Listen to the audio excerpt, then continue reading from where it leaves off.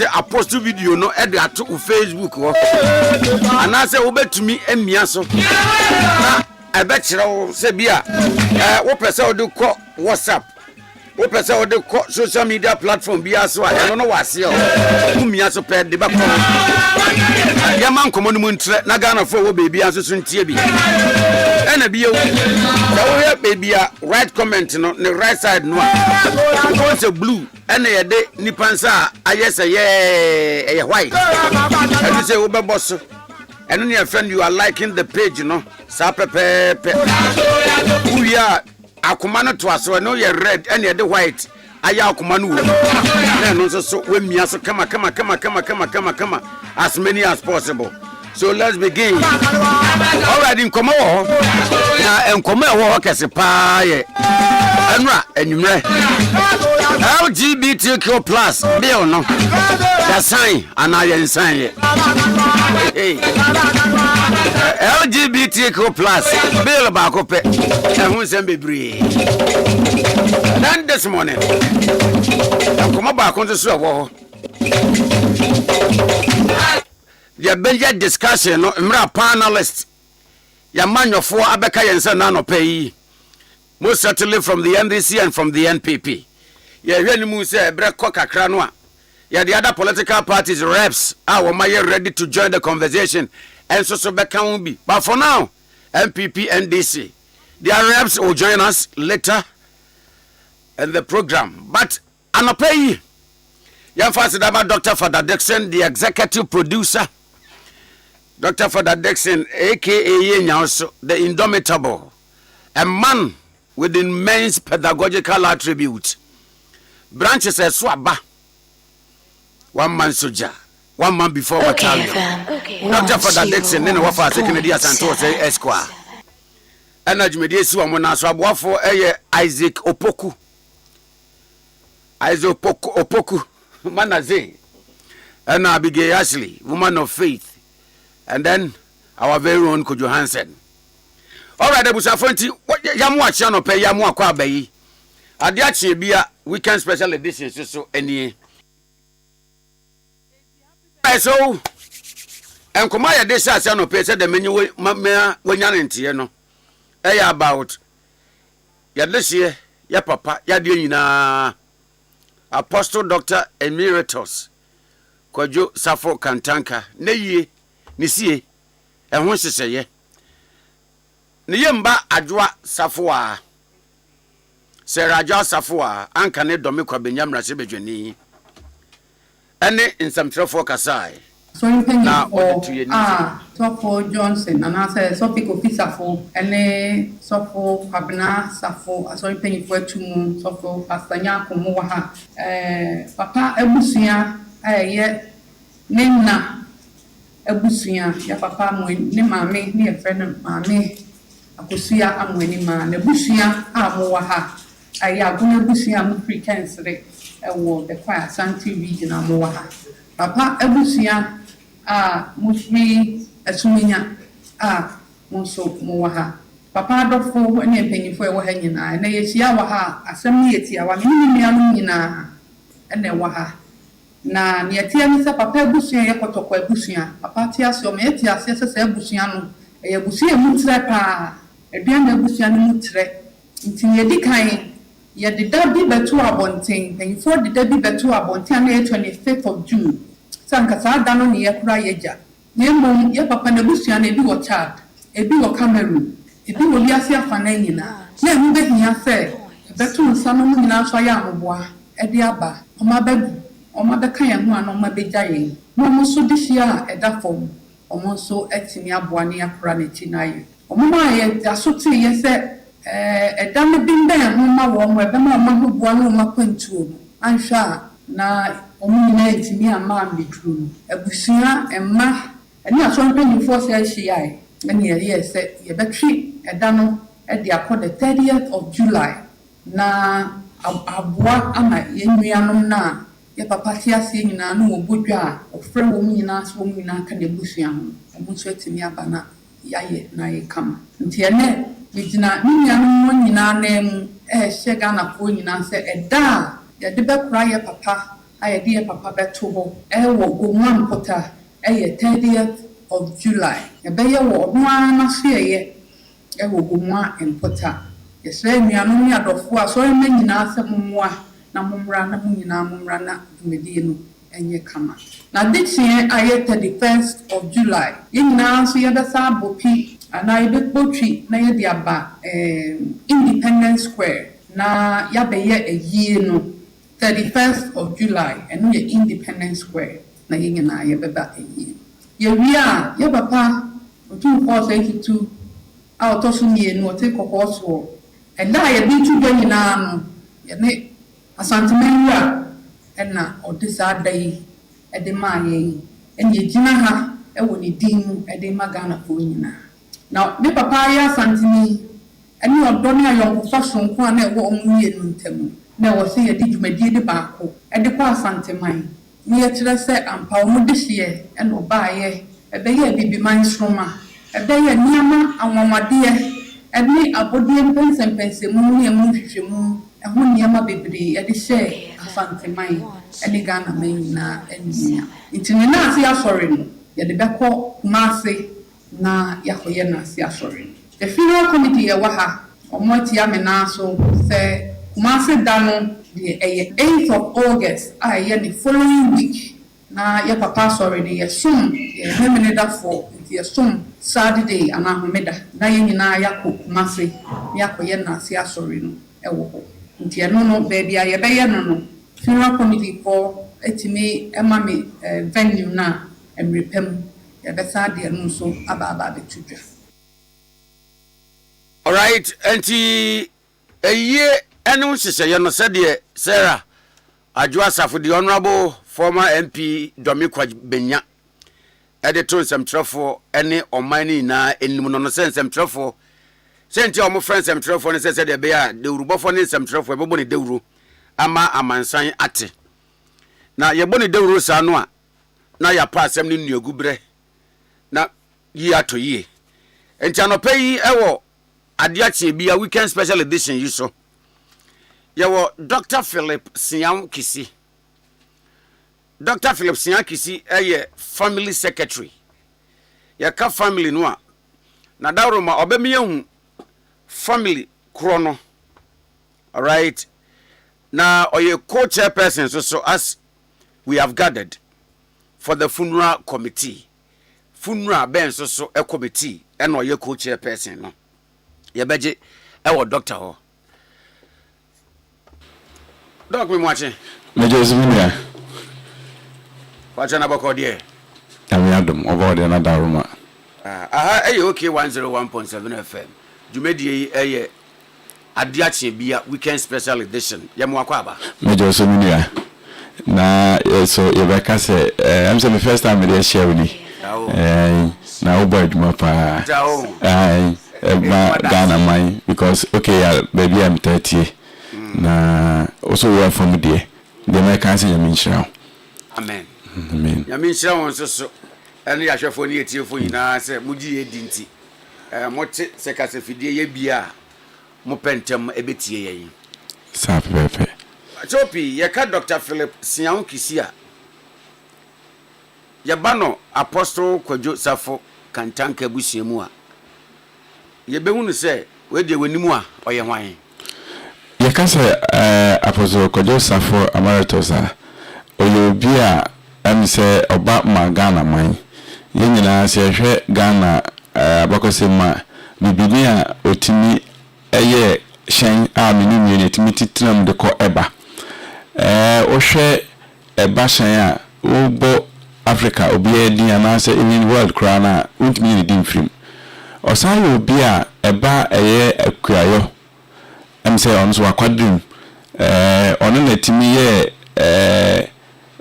adra na ye nyina enim se emo amore endobae otimi ye otimi sabinum etimi ebo amasa amo anewu ye hwe debi ankofoka TV a etimi bo ensem na adu ye hwe a waye no ma bebre apart from that no oko mantan bebre a ote safo a sanse na doye a oye na asɔre ɛyɛ kristo asafo ɔmado yɛ ɔmoyɛ sɛ ɔmo tie nyanka ɔmo hwɛ nyanka nti no okɔ ba bia ne din atese ɛwɔ hɔ nti oka bi kakra mɛka fa no no na oyobi a ɔmpɛ ne ho asɛm de bia no de ɔdwea ne sɛ ɔbɛyɛ bibi ama Ghana man na wasan bibi ama abibiman sɛ de bɛyɛ abibiman ɛbɛkɔ so na de bia na asɛm akɔ ɔka ne sɛ abibiman yɛnwen sɛ ɛnyɛ abrɔfo nko ana sɛ nyansa wɔ mutim na yesu bibini so yɛkasa yɛ a ebetimi ayɛ. Wonderful. Ka Dr. Philip Sian Kisia udi akotene bɛyi ɛwɔ Apostle Kwadwo Safo Kantanka Emeritus nebusiam te sɛ de di kankan no Apostle Kwadwo Safo ɛyɛ obi a ɔyɛ asumnya de hye aduana royal kotoko de hye a ofiri asumnya a hwɛ a sɛbio ne maame ne papa nyinaa no uti abakɔsɛ mo nyinaa efiri asumnya ɛni ntina sɛ wo hwɛ a akonya ya apostle ta transfer no bense ya twere aduana royal kotoko na osan kwa asumnya so na akobisa ya busua fie kra no wabu asino abronsan a abusua dan na wabesi no kra no wayɛ dan ni bia kyese ne ma ne kra ba krom ho a bebi o metimi ada osan obi a minua oni be ya adwen sɛ abre bi obedin birthday bia no aye August bia no okɔ asumnya because one free ekɔkyeche ntoma ɛyɛ de ɛsɛ ɔyɛ ɛma ne nkɔfo ana na busuafo ɛwɔ asumnya enti ubisa te sɛ de wɔkae no abusua no na abusua secretary ɛyɛ aduana royals kotoko ɛwɔ asumnya me na me yɛ mo ɛtwɛtwɛfo ɛyɛ abusua no sɛ abusua no ɛbɛka bibi ɛbɛba media me ana me nsa ɛhyɛ aseɛ a meji free abusua panyin ho ne abusua no adaro me mbisa kakra sɛ abusuani secretary no are you limited to secretary as in ne no anase anything bibia concern abusuani no bia no me ne abusuani twetwerefo na ne wo fa ase ni mpompa eso ne me na oti ase me kon ho ni di nkomo Christmas afofo obibi onim papa bi obeka kire o se ko University of Education Winneba na wo fa ase bi ho na okasa na ese me na oka ntimi me call no ho a sebi o be kokra na bia nkofo edi line mu no minni line mu me call ekon bebi asebi order etimi ne kodi nkomo nti uka kakra metima ka kire no nti aduana royals asumnya aduana kotoko royal asumnya kasamafo dog na waka bibi se aya na prophet aka ne wo fa ase a owo Winneba Winneba University now. Me ba cho me ho na me kira de. Nti wadaro ma o doctor no e merit me de na PhD a me ye PhD in management information system. Wow. Nti me de no de e ya de amsua de ana me saka ye. Enye de obi de me ko ba bi ko e bia me ne ye bi na de ma me. We de me amsua de e pass ye na me saka ye.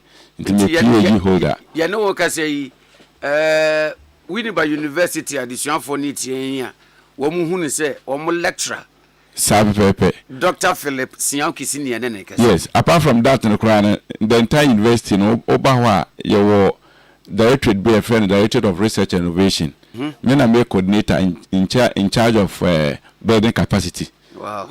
Previous lam ye grant sourcing but me serve no for some time this am a coordinator for capacity building in terms of research. All right. Now, away from one may who say, oh, no, yeah, Aduana Royals, I war a sumunya, a busia, another a busia, trefo penino. A bano, Apostle Professor Kwadwo Safo Kantanka Emeritus. Ni see any ye, and na kwam koja won se ya. But I couldn't bear na would said the mekai me na me ye abusua no twetwerefo abusua hia me kan obi decision bia say abusua eye ana ehye efa eye ya de nyina ho no me kan obi ye nyina enim se eye 11th of September ɛyɛ afie twa mu no ɛna ɔtɔɔyɛ nti o yɛ ka kora na sɛ next month 11th ɛna obenya 9 months na apostle ɛtɔɔ fam no amammerɛ kwan so ma ɛne asɔrefoɔ etu bɔfoɔ ɛma mo ba sumnya ɛbɛ boy amaneɛ ɛma even ya yɛ nipa ɔsebɔ za ɔno kora kan obi ɛba sumnya ɛbɛ sɛ yɛde hyɛ nato na amammerɛ kwan mu no sɛ yɛba ode hyɛ tɔ na yɛba bɛbɔ abusuapɛn na mane a ɛtɔ da abusuapɛn ne ka ho ana otu nipa sɛ ampa monkɔ na monkɔhwɛ sɛ antia yɛnya no ɛyɛ ne kora na menua ɔmo ba bɛbɔ yɛ amaneɛ no yɛso yɛ ɔsɛ yɛyɔ ɛba nkran ha sɛ nka yɛbɛhwɛ yɛde hyɛ n'anim sɛ ne kwa sɛ watɔ ana mpempe a me no kasa yi yɛ abusua na ofiri mu no kora yɛ ni me bi yɛde hyɛ ne da because eba yɛ ade adwoa ka kyerɛ sɛ ɛyɛ adwoa safo former yes ɔka kyerɛ sɛ in fact papa ne free mu no ɔtonkra ɛma yɛma mpanyin president mahama ma president mahama so tubɔfoɔ ɛma wɔn bɛfa yɛadeɛ nyinaa ɛde ne kɔhyɛ baabi na baabi yɛde ne kɔhyɛ no president nko ara na sɛ bi ɔtɔ a yɛde ne kɔ in fact ansoro yɛ asim kyerɛ sɛ antɔ yɛ sum but na wa nim sɛ papa no yɛ asum yɛ hene manko bi kyerɛ sɛ ɔsigye sɛ ɔno koraa adwoa no ɔno ɛbɛnya access koraa gye sɛ obisa authority from president mahama in fact abusua ntɔ yɛ asum ba sɛ na yɛmpɛ sɛ yɛne yɛba no bɛyɛ twetwetwetwe no nti no yɛma ne daadi ɛna yɛyɛ sɛ okay yɛn nyinaa yɛnka mbom na yɛnhwɛ kwan yɛbɛfa so a yɛbɛsie yɛ papa no na yɛyɛ na yie na yɛakata so fɛfɛɛfɛ me nua papa no te ase yɛyɛ na abusua even ne mma ɔka kyerɛ mma ɛne abusua sɛ anyam biara so ɔtɔ a mɛmɛ yɛmfa ne nhyɛ fridge mu anyam biara so ɔtɔ a mɛmɛ yɛmfa se kanka no anyam biara so ɔtɔ a yɛmmɛki sure sɛ yɛma ne na hɔ nkyɛ ne yɛnsie no ɛma ne nyinaa nim deɛ wɔkɛn ɛma ne nyinaa nim deɛ mekan ɛyɛ adwoasafo a ɔyɛ baa panyin nim ɛyɛ junior a ɔyɛ baa ketewa koraa nim ɛyɛ joshi enim ɛyɛ sɛ root enim baki ɛso nim na abusua no yɛyɛ sɛ yɛn nyinaa enim sɛ apostle abusua no ofiri mu no asimdwe abusua enti no deɛ teɛ ne sɛ adwene sɛ baby bia nanka ayɛfɛ enti adwoasafo tɔ da ɔba meeting there was a time kora ɔba meeting na ɔba yɛ asɛm ɔbɛka ne sɛ ɔne mma no ɛtrance no sɛ no masusu ho me amete yi me na me sɔre na kwasa adwo ɛnyɛ ne saa amamre kwan so no sɛ mma kora masusu bibi ho a mo ne abusua sɛ mo ne abusua adwen ho saa asɛm a mekan ɔno adwo na yɛ medanse ni asɔrefo yɛ medanse ni ɛma asɔrefo no ɛsɔre yɛ sɛ saa de yɛ ne ba no yɛ de mma no ɛnkasa ansa na ɔmabam na menua deɛ ɛyɛ kora ne sɛ adwoasafo ayɛ ne ho abusua panyini adwoasafo agye bibia bɔ so to the sense sɛ abusua kora yɛ hɔ yi wontimi fa phone no afra adwoasafo gye sɛ ɔfrɛ asi ne pie ɛyɛ Dr. Boakye so na Dr. Boakye aka kyerɛ no nso asa aka kyerɛ Dr. Boakye na waka kyerɛ yɛ abusuafoɔ ade ɔno mo nkasa direct ɔne yɛ kasa sɛ ɔne sɛ yɛ bɛfa phone de afrɛ deɛ unya no na ɔno na kasa gye sɛ ɔno frɛ ɛkɔ nso ɔmfa ofrɛ ko ɔmfa send message ɔmfa gye sɛ ɔfrɛ ne pie Dr. Boakye ansa na Dr. Boakye na kasa na ɔno no abɛka kyerɛ abusuafoɔ ne ani na hyia etimi de duru ba bi kura me ka kyerɛ abusuapɛ ni sɛ amamre kwan so nyɛ saa na ɛteɛ na nka adwoa kura no na ɛsɛ ɔba bibi nya na ɛsɛ ɔba esumnya eti duru bi kura no menua na me kura adwoa fra me nkɔ because nkyere buo ni nyina na abusua no anya abotre because yɛn pese yɛn nsɛm bɛba abɔnten because papa no ɔte asɛm ɔmpɛ ne ho asɛm na menua no ma de ɛsan yɛ om emre edi 40 days yɛtena ase adwoa nkasa wa involve ni nua bi me ebe me de se ka be ma producer akɔhwɛ 40 days no brochure na adwoa yɛ no ni ayɛyɛ no Legon Stadium pacho de Legon Stadium no ɔmo ɔde ɔmo ba abusua emfonyi bi amam abusua asɛm bi amam asɔre mfonyi bi amam asɔre asɛm bi amam enso utimi nya adagye de ɔsebɔ yɛ 1 page e brochure nim aye no so yɛ abusua no yɛ ade nyina yɛ pɛ na asɛm yɛ bɛba so meba ho mame adagye kakra na 40 days no yɛ de nyina yɛ pɛ na asɛm yɛ nim de we a wabeboa Ghana man yenim ade a ode adom abusua te say ye kan ho asemi minua ebe ya wan say 40 days ni kura ye no adwoa na nkasa ma ka bank for betena ho aye ne bankers ye bon sa na ekọ na accounts mu abusua any problem ya de nse ebe ni akata ye papa echi fefefe na emu amamra kwan so say 40 days we anka etena se ni e pense mu se de ankoyi se de be ya yie na ye be na dot yie no yetimi akorete minua unim se adwoa ka che se wa brenti ye ntena se 3 days time obeba wa ma na abusua sori koye asori fo kura na Kristo asafo papa ne kote ye no kura no akonya kura mum bi eso antena ba ni na say abusua mante ye nkan ya meka ho hwe like me bawo regarding 40 days and somebody any an donations e buy no enti one see the kura ma abusua ho abusua kura na ya adwen ye interested with esika because anunyo abehye no enough na minua me they said they di kaka no me chere dey school pon na esika be na me here free adwa ho sebe bebi a menim dia adrui a me ya adwuman sika be na me here free adwa ho but dem pesa me chere am pesa Ghana fo hu ni say sa na adwa dia ye ya besi nne na minua dia sa ya sefem ne say adwa oko no akotena office no ahyehyɛ mre no abeka kire abusua se hwɛ na ebeboa ya ne ya gye atum because ye pɛ se bibia ye pɛ na ye mpe wantwi eye 25 June na mutie already ne kasa mu no adwo na di date ne ba abusua nim se me ba afi de ye pempen so kɔ eyi no sabepe na me wo interest kakra wo emu no se abusua beka kire oman no se ye kase mu de hye emu nim bebi mpa ohye misre bi kakra anya bia no asumni abusua abo apini mampeni atena ye akobisem amania adwoa bo mo se emu no se onokra wo ye bakra benya access to age authorities kro no maba apini mo bisa se na abusua mate na for the benefit or the doubt of it memisa kakra minua ya pense mu na ya pense ye hu se enyo mampanyin bia na age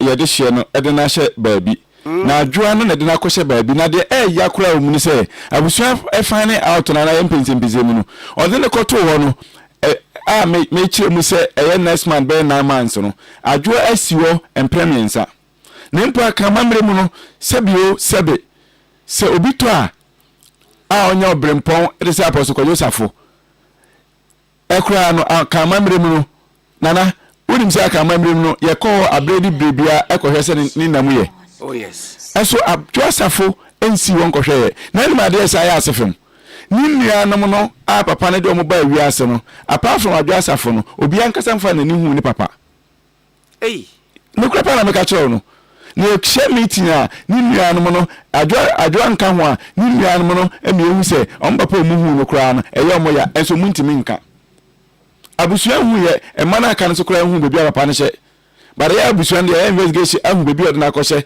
ene ye hu abusua etu hu na ma kura se nka ye pɛ kwan akɔhwe de hye no se ni nam tisan adwo asafo de ni din akɔhye aye ene o masa contract se apart from one no mama bia emfa na ni be hu papa no enti de di kan enye no credit se president mama ene hu akɔhye bebi enye no credit ena mo amaduaduo masanso hu se ɔhye bebi sabepe ena mo ye se mo bɛkɔ ho ena ye standing order so ato ho se apart from Sarah adwo asafo no emeye mo obi akwan sabepe minua sabepe I see it is a metwa min semna me cheche na afeni ababa bedru 25 June sa eye date e baaye no sabepe na minua de eteri se ye abusua ohwe abusua apostle Freeman eyesumdwa abusua enti no anytime bia na ye try say ye behwe de ebeye ama aboa in fact abusua ya dwenwa na ye hu say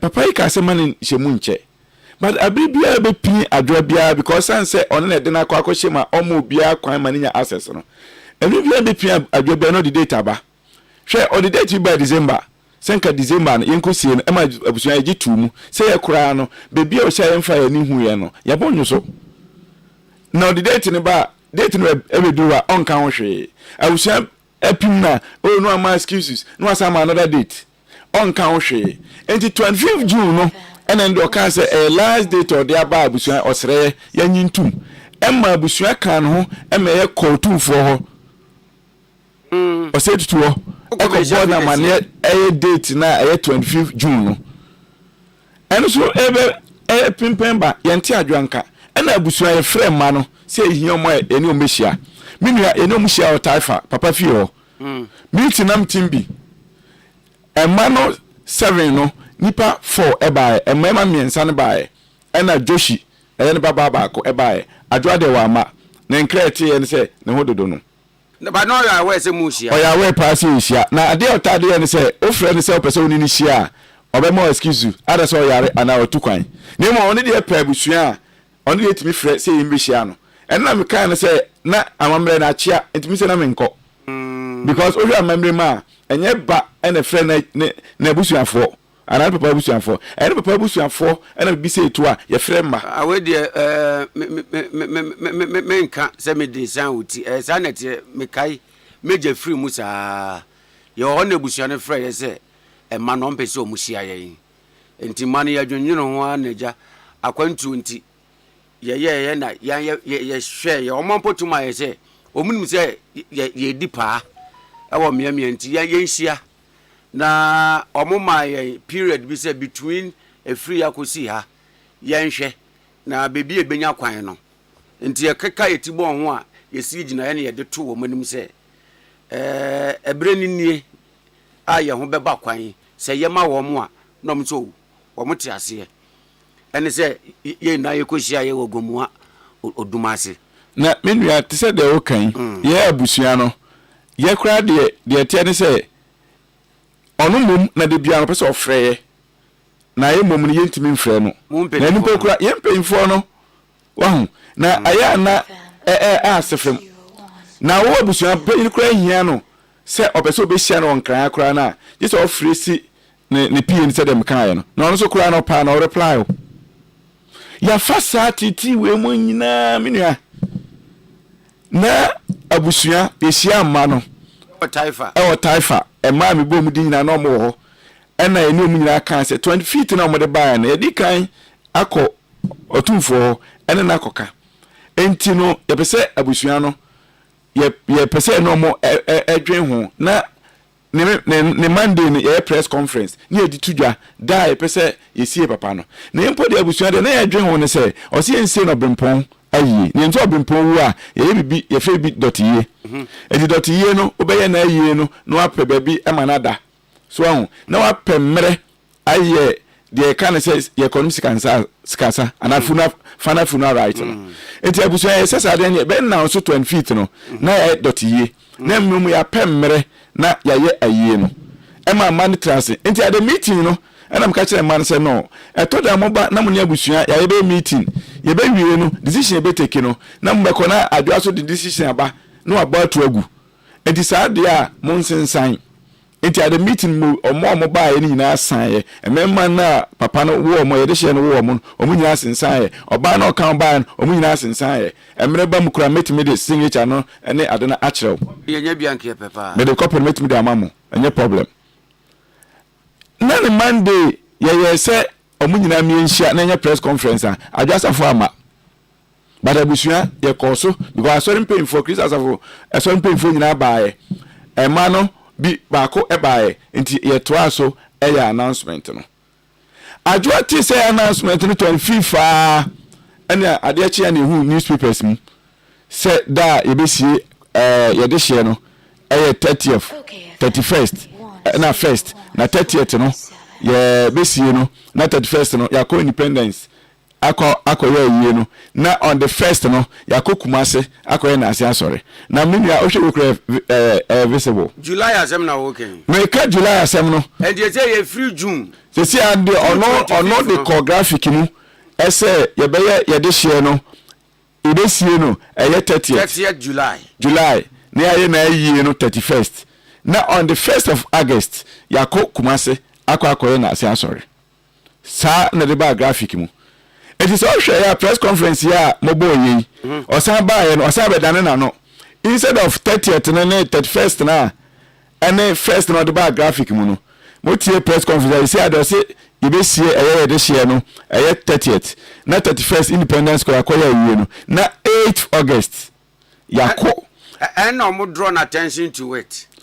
And no na me pese me kire say na say on planning yan nwi ho say papa no me asie no na mom no hu say abusuafo a ne ono aka obi adwen ho edi date ba no no so di America aba adwa ye obi ade bi power struggle ono anka me mfa so ono amfire no ama de obi abeka bia no na anyintum sa na ye de hye no etie eya Abdua Safo da bi o dia menti ase ba ku ni 25 June na muko shia eho ewo papa fie ewo taifa no eno no ono ane de bae ebetu ebusuan nanim ne agitum ne sa call otufo so ekobo na manese da sei ene be ya yie no na otufo se tutu the second ya we sa pepe enti no mabo yen kese amane de a na je so ne mpanimfo nso so ebe ye nhyehyɛ ye de ehia da no sa pepe ba na me pese me ka asem bi one say motie na o say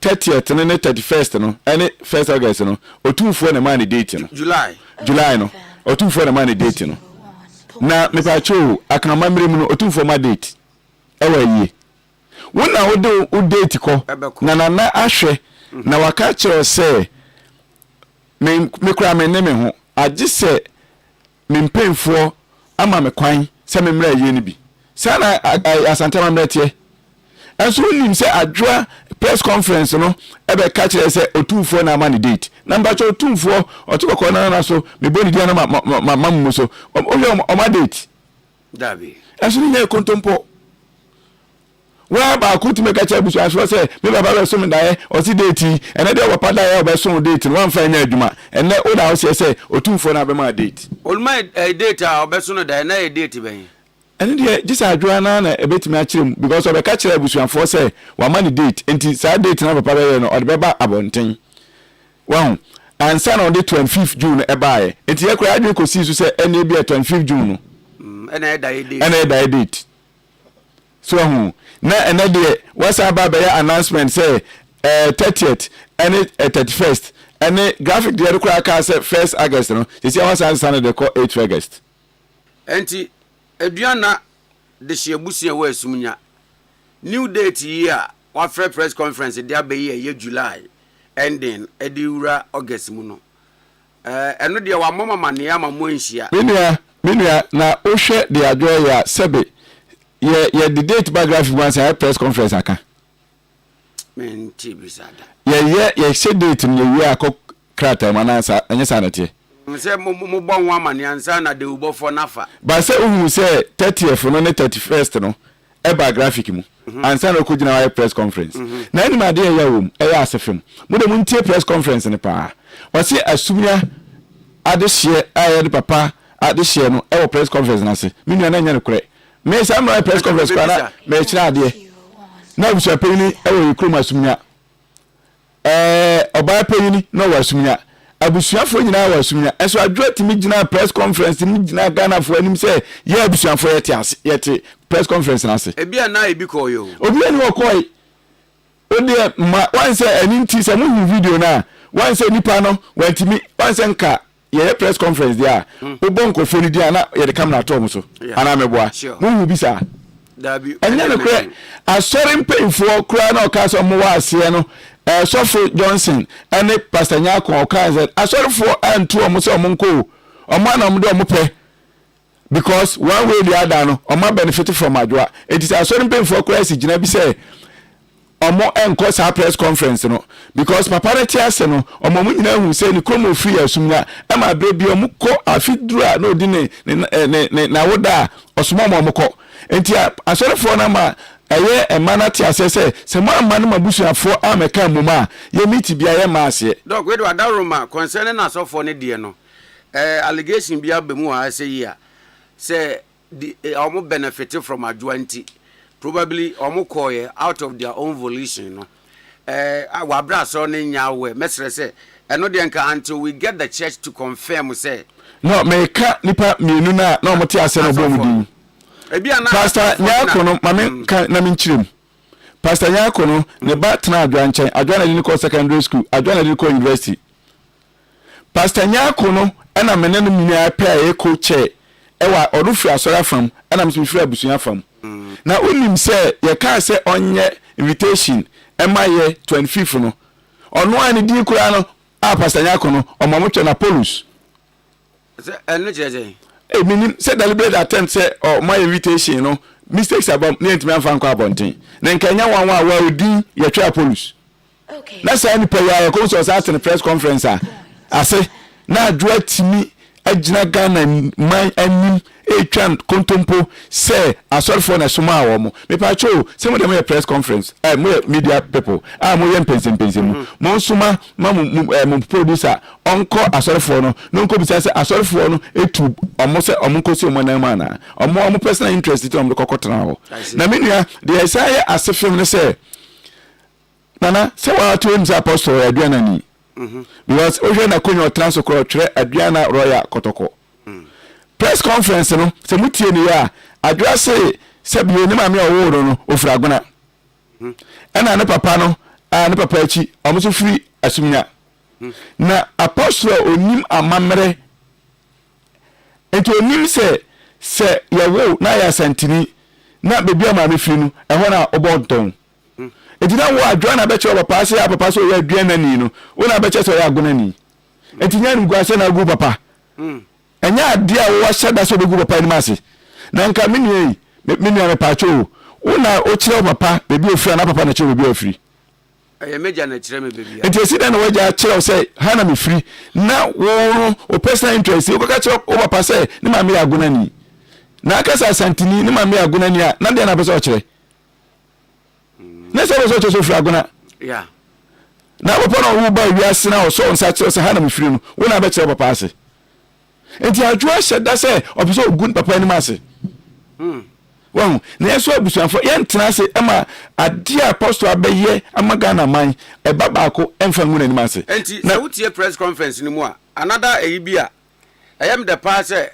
enia wu ke kire se press conference ni wonya adaje ahwe atie pa wetie pa ni mu nsem na ba ko bi so o kan ye eye abusua musiaku no o kire mu se enye mu na namwo Ghana sebi omumu ahwete kakra mebi wo amayaman so omne omu ina kasa ama womu ina no na ko benkrum se in order so metumi a prepare no metumi abanti and omu arrive at July ending into August date no person bi kakra se edua na royal family e wa esumnya no monkoana se bane se eyiye wontotoye a e wo se consult mo because obi ti obeka se de adwa kan ye nte betumi aba se emusuakuo no mu nchichemu no bi nso so wo a omu wo stake e wo planning ni mu a they can also agree to whatever kosi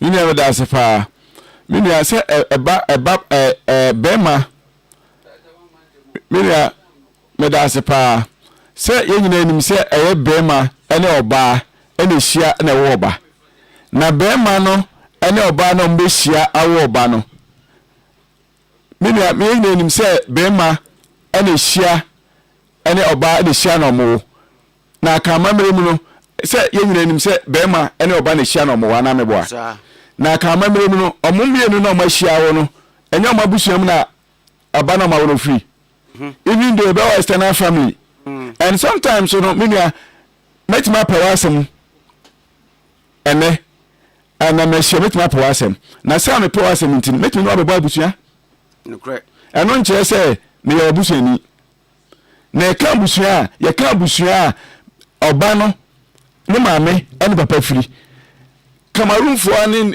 child for come asem nyina no papa no nyuma ya e fentim na omo ba so omo ne beba abusua enti na omo no betuma take decision abra abusua ne na ene ne papa afiri no eto what be that and your family by affiliation won sana pepepe na minia unu se enkola bebre de safo eso asa adwa so de safo na enda ntina safo fo na papa no omode ntutu omo no ama maginam so omode hyento mmeka adwa na begina ma ena ise na elidi so enti no adwa no ko consult papa na omode omoto safo ni na ansa na begina be announcement no na minia yenka asemo so obi to a oba ena begina ho ema announcement edit ba akana mamre mu no na mo hwe video no mu se abusuape bi gina ho kasa omo kasa ina nyamba unsa nanka o kasa abusuafo ho a asumiafo ho a nti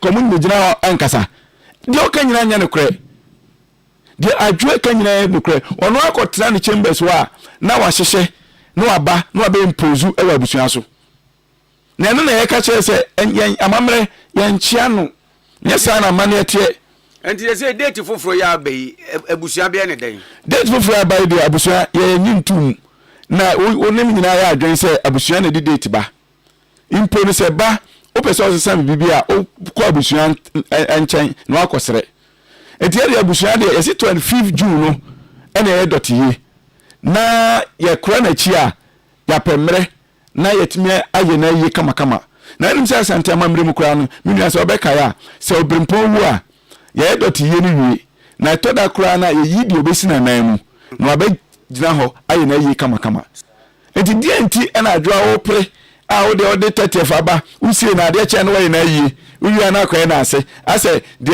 wo di amika because wo unim se papa na e ka che se me mfa ni che fridge mu na de na ba de amika gidigidi e be announcement no enti no minia ye nyina organa ha ye former president free mu no me pa cho unu se zinato ene be gina ebe ma announcement dey be ye ye former president aye JJ Lawrence o free mu no pa cho unu se zinato ene be gina ma announcement senko MPO on so honorable eso se na busha pe ni na ma announcement no sebe ye na kunadu eye ne ma e free mu no sebe na zinato o ni nya member ni na o eso na busha epe ni ene be ma announcement no na e de ekoba ne sen ene ne de adwana na se o ya busua panyini adwana na bibia sini na so adwana na chese bibia na opese oye na minu ya onu ade ba kwa esa ya asefem enna ne papa ehye fridge mu a ye gusu ya kana asema kwa e be fa so akwa kosieru no won ze papa kas ne kwa chiche bia maninu ya no hey I'm telling you ne papa kas no accent amamrem yensie obi na wa start echeche ne papa electronic car anka ono no wa ne se nyanka ne nkola omo eben no yemfo omo sore omo nko school ene na adwa yisu ye dey be any problem but twani yensie nansa edien no ho apepre edien utimi computer ho na akoma workers warning utimi ko ni TV station na akoma workers warning enti won forget e no na mo yenya papa na yi na ewia ajapade bia papa de jam bia no maka mo asem abusua de yemfa ho enkra na aka no so complain aye nilia no na unma asefi mewum enkra ni hia ya no mo amaro eho a omudi no mabeka kire ebi kura timi ka se ni papa kura onfa na ni hu no ontimi enna na da ode ni kura be hu papa no saada no na ni beje pa eso sa akofo ya na edi nkomo wie na mo sa akọ na mo ni adwa eso nam so na me de me nka hwe nkyiro mo da me hia mo e me wasem baako na de mo ye no eye safu nyame e hwe mo pa on papa so e hwe mo pa minia enti no eye 5 June no na eye adia abusua ye de atudwa na eye 25 June na ye de atudwa a ye pese eye dotiye na ye krakra e papa echi enti abusua ma ye etina no pe ise se eba no Apostle Professor Kojo Safo Kantanka Emeritus ne doti yi date no a abusua e maintain se sa date no e na beba so nti obi amoabo no nsiesie no no e 25 June bibianse 25 June 2026 na se adwoaka se won pene na minia eba na sie aja anasa abusua na sie obodehye say abusua na sie obodehye enti ompene okwa ben so ompene be kwa so na abusua ye de normal gu akwa mu a ye nim se nsa be kan de hye no ama 25 yetimi de akwa kosie enti from the time I'm be announced 25th no doc wadawro ma yehu preparations are my advance ebi no dey se si aye kasa invitation kwa abonten se ene okompota be hu se kwa na kura de ko museum ho ebesie no ya guso ene bebia museum ho esi ya ebesie no bibia ya ready de ese bona mane ese bona mane ni nyina na yaye de ntimi mo na mane ya guso e bona mane enti no ade kura so aye ni gise omu ni se Kristo asafo ye nyina ye ni Kristo asafo da na omodo omaja wan enti Kristo asafo asori ni nyina na announcement akọ ama me no kasai obia nim se 25 June no na ye papa dotiye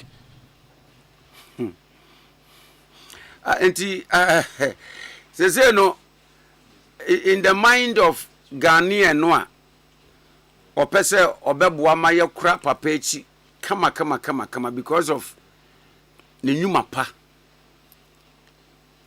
25th June 30th 31st into August 30th 31st July into August. Could it not be say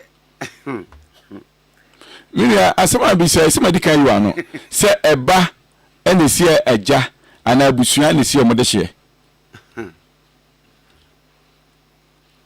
macho abusua ene sie omode hye na emma akoboa ena announcement bi e fa de hye no ho bia no efri abusua emfiri ba ananya sanete aha enti say abusua ya babonten ni abeka say da say de sie de hye a eno na yesa manfoti enye de obabeka na sebi even minia menim so wa ben Kristo asafo a Kristo asafo sese mu kura no oba enledio oba nyina puppet emma announcement concerning aye anase oba kura mprichi e wa asore ondi domanim so eni nti na ahwa papa no ohwa ne noma bia a oye no de bi o ma ne mamema e di anim na ne de koba ne sen e na ye de hye no ni gidie kura na okita mu no adwo apese o chia no alright enti ma yembisa kakra wo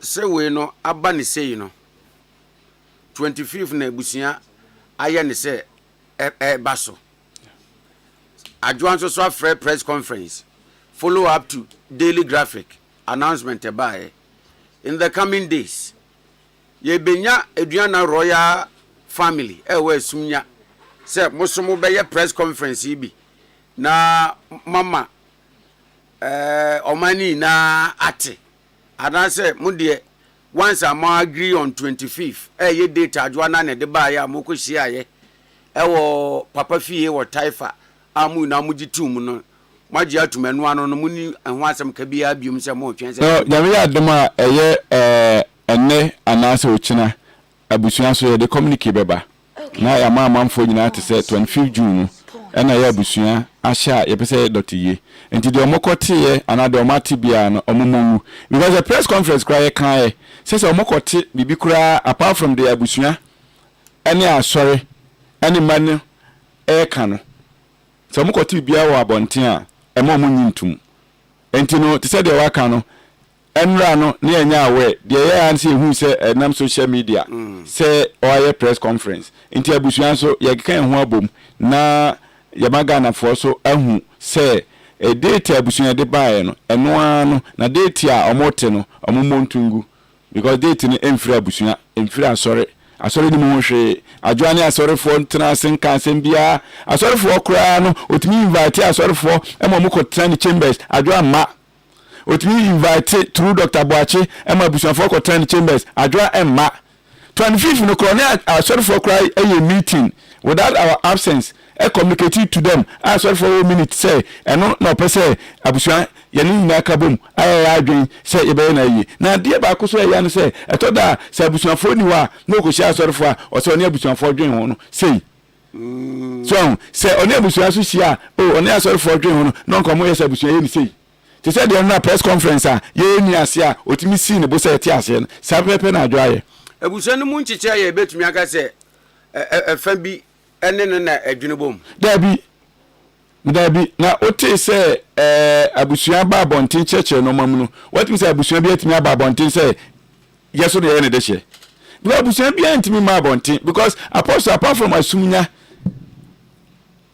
was ante bekwai obi anim say na okwa yabusua fie esi okakraka apostle picture boso oba ho ana owo no obi ntimi ma abonten meka say onu ya apostle abusua na mpato mi na watibida enya adwoa na yeka say abusua no tretre na abusua de ena metiwe metima nya abusua oba bibibiri sanse bia papa ye bi o ma ya ama me ana bia me hodo eno nkyere se wo ya ye nhyehyɛ ya omo na akobisa omo na se biso bi na se wo oba opura na akobisa stand family oba na akobisa omo ase concern aye enya abusua na ne omo abusuafo ebedi nkomo enti de o kan nyina ento asum se inconsistency ne dosun abusua wadaroba wo bia ni wa mutumani a eto nanimu a abusua de akodan na se de adwoa ye no moni nye hunti one ne nkasa minu ameba ho adwoa status o ye ni normal we nyina no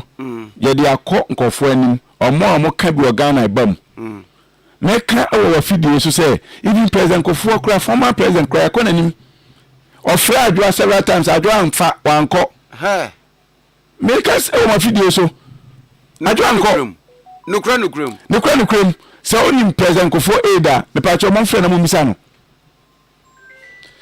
otumfo wonim sɛ na sentem obeye program bi ewo eye university ha obedi 3 days minia sa time no abusua esa akọ tekọkọ na so anim ekodwa to ano sɛ na wede wadaroma wode oba no enkasa sɛ na obakọ otumfo wa yenim eso timi begina ho se otumfo a bless no ana di date ni ma no eso da otumfo ba na nu ya be sa Ghana business program yi UPSA ebe di 3 days no abusua nkudi abusua penini ekodwa to otumfo otumfo friends na adwa be kwa yenim enti abusua no ya ye de ese ye nyina obi o kan bi ebam nyina yakọ ene na kokasa so on fra adwa o fra na omma penyini bia enim sa adwa fere no ono fra adwa amfa eno because on fra through Dr. Boache on fra through Dr. Boache ono ka che penyini say omra no office ohia na entinya anamon de atubio entina ye di no so but who say adwa na nkasa no bibi wona adwen pobi woni ni tim so na mamen kasa asemi na Ghana fo hu woni say emre bi adwoa eye emra na MPP wo power na yehwehwe no yilevi ho nsem na omo pa adwoa ma na beto aba na wa brochire no mini onim say Dubai bi kra na sem kyerefo enka ya kasetia etia ne papa because no mu fi say aja so oba ya ade anya so de ne kasa enye se papa na nkasa wu ohini nimpo kese bi o wa Asante region wa brochire papa no sheda frɛ papa no se mesrɛ ko me ba no ho na oduru wa frɛ me na me ne nkasa papa ni duru wa ofrɛ ya de nyina apostle onye ne se adwoaje na papa pese ono kasa oji phone na ototwene ye me na me se bo se adwoa no se asem me kameboa mo se mi se adwoa se doctor we be say na unu ho na don know se ni ntra maka che se mo misa no se me ka man kasa ye ono so tie mi mo misa no se asem me kameboa de san di ho o papa nimpo wo ba wiase birthday bia de a otoma adwoa ono papa nkasa ntino o papa ti ase o ko sa ni nyina o ba Kristo asafuni bi o ba ma bi o ba adwoa na nkasa mumisa na sa sa me ka me boa se no mo otoma ne papa birthday nyina no abufuo nti o ma sa ni nyina nko ya na enti asa the time na ne papa eti ase kwa no ne nkasa for the past 3 years but then be say be ka na de wa ye abusua me because ye pese ye de e koso no ya yu se timpo bi o say o pese o din papa nia wa di papa nia ma o ti ase no wa sa wu na sa di nani na nka sema me kan ka papa aka kire say mema ye mfa ni nse fridge mu mema ye mfa se kan no mema ye ma ne na ho nche na nka nye adwenbɔ ne na wotima kasa me gusuma ne se fridge mu e ko 9 months abusua ka foundation ba ne nko se rukra o mbe so de beba 3 years to papa no demise no na onene nkasa me say minia se mo media fo ana meboa mun piano na mun pusuru na mun ko bisa no na mun bisa se emra ono ko yeso okopare papa chokora papa mpam na no papa nyina pocho na ntum na mo say Christo asafo say papa no make announcement about adwana mo de mo menu ene de mintimi nka na because no edin but Christo asafo no papa no make announcement wa soro no omo ya we mo mpi omo na mo misa omo ni nyina busua ye di but ye se and de ebobo ba no ye nyanya adwimpo bi say wa sheda say obedi papa ani so because kanya no anka 9 months ni papa catch us me fa second count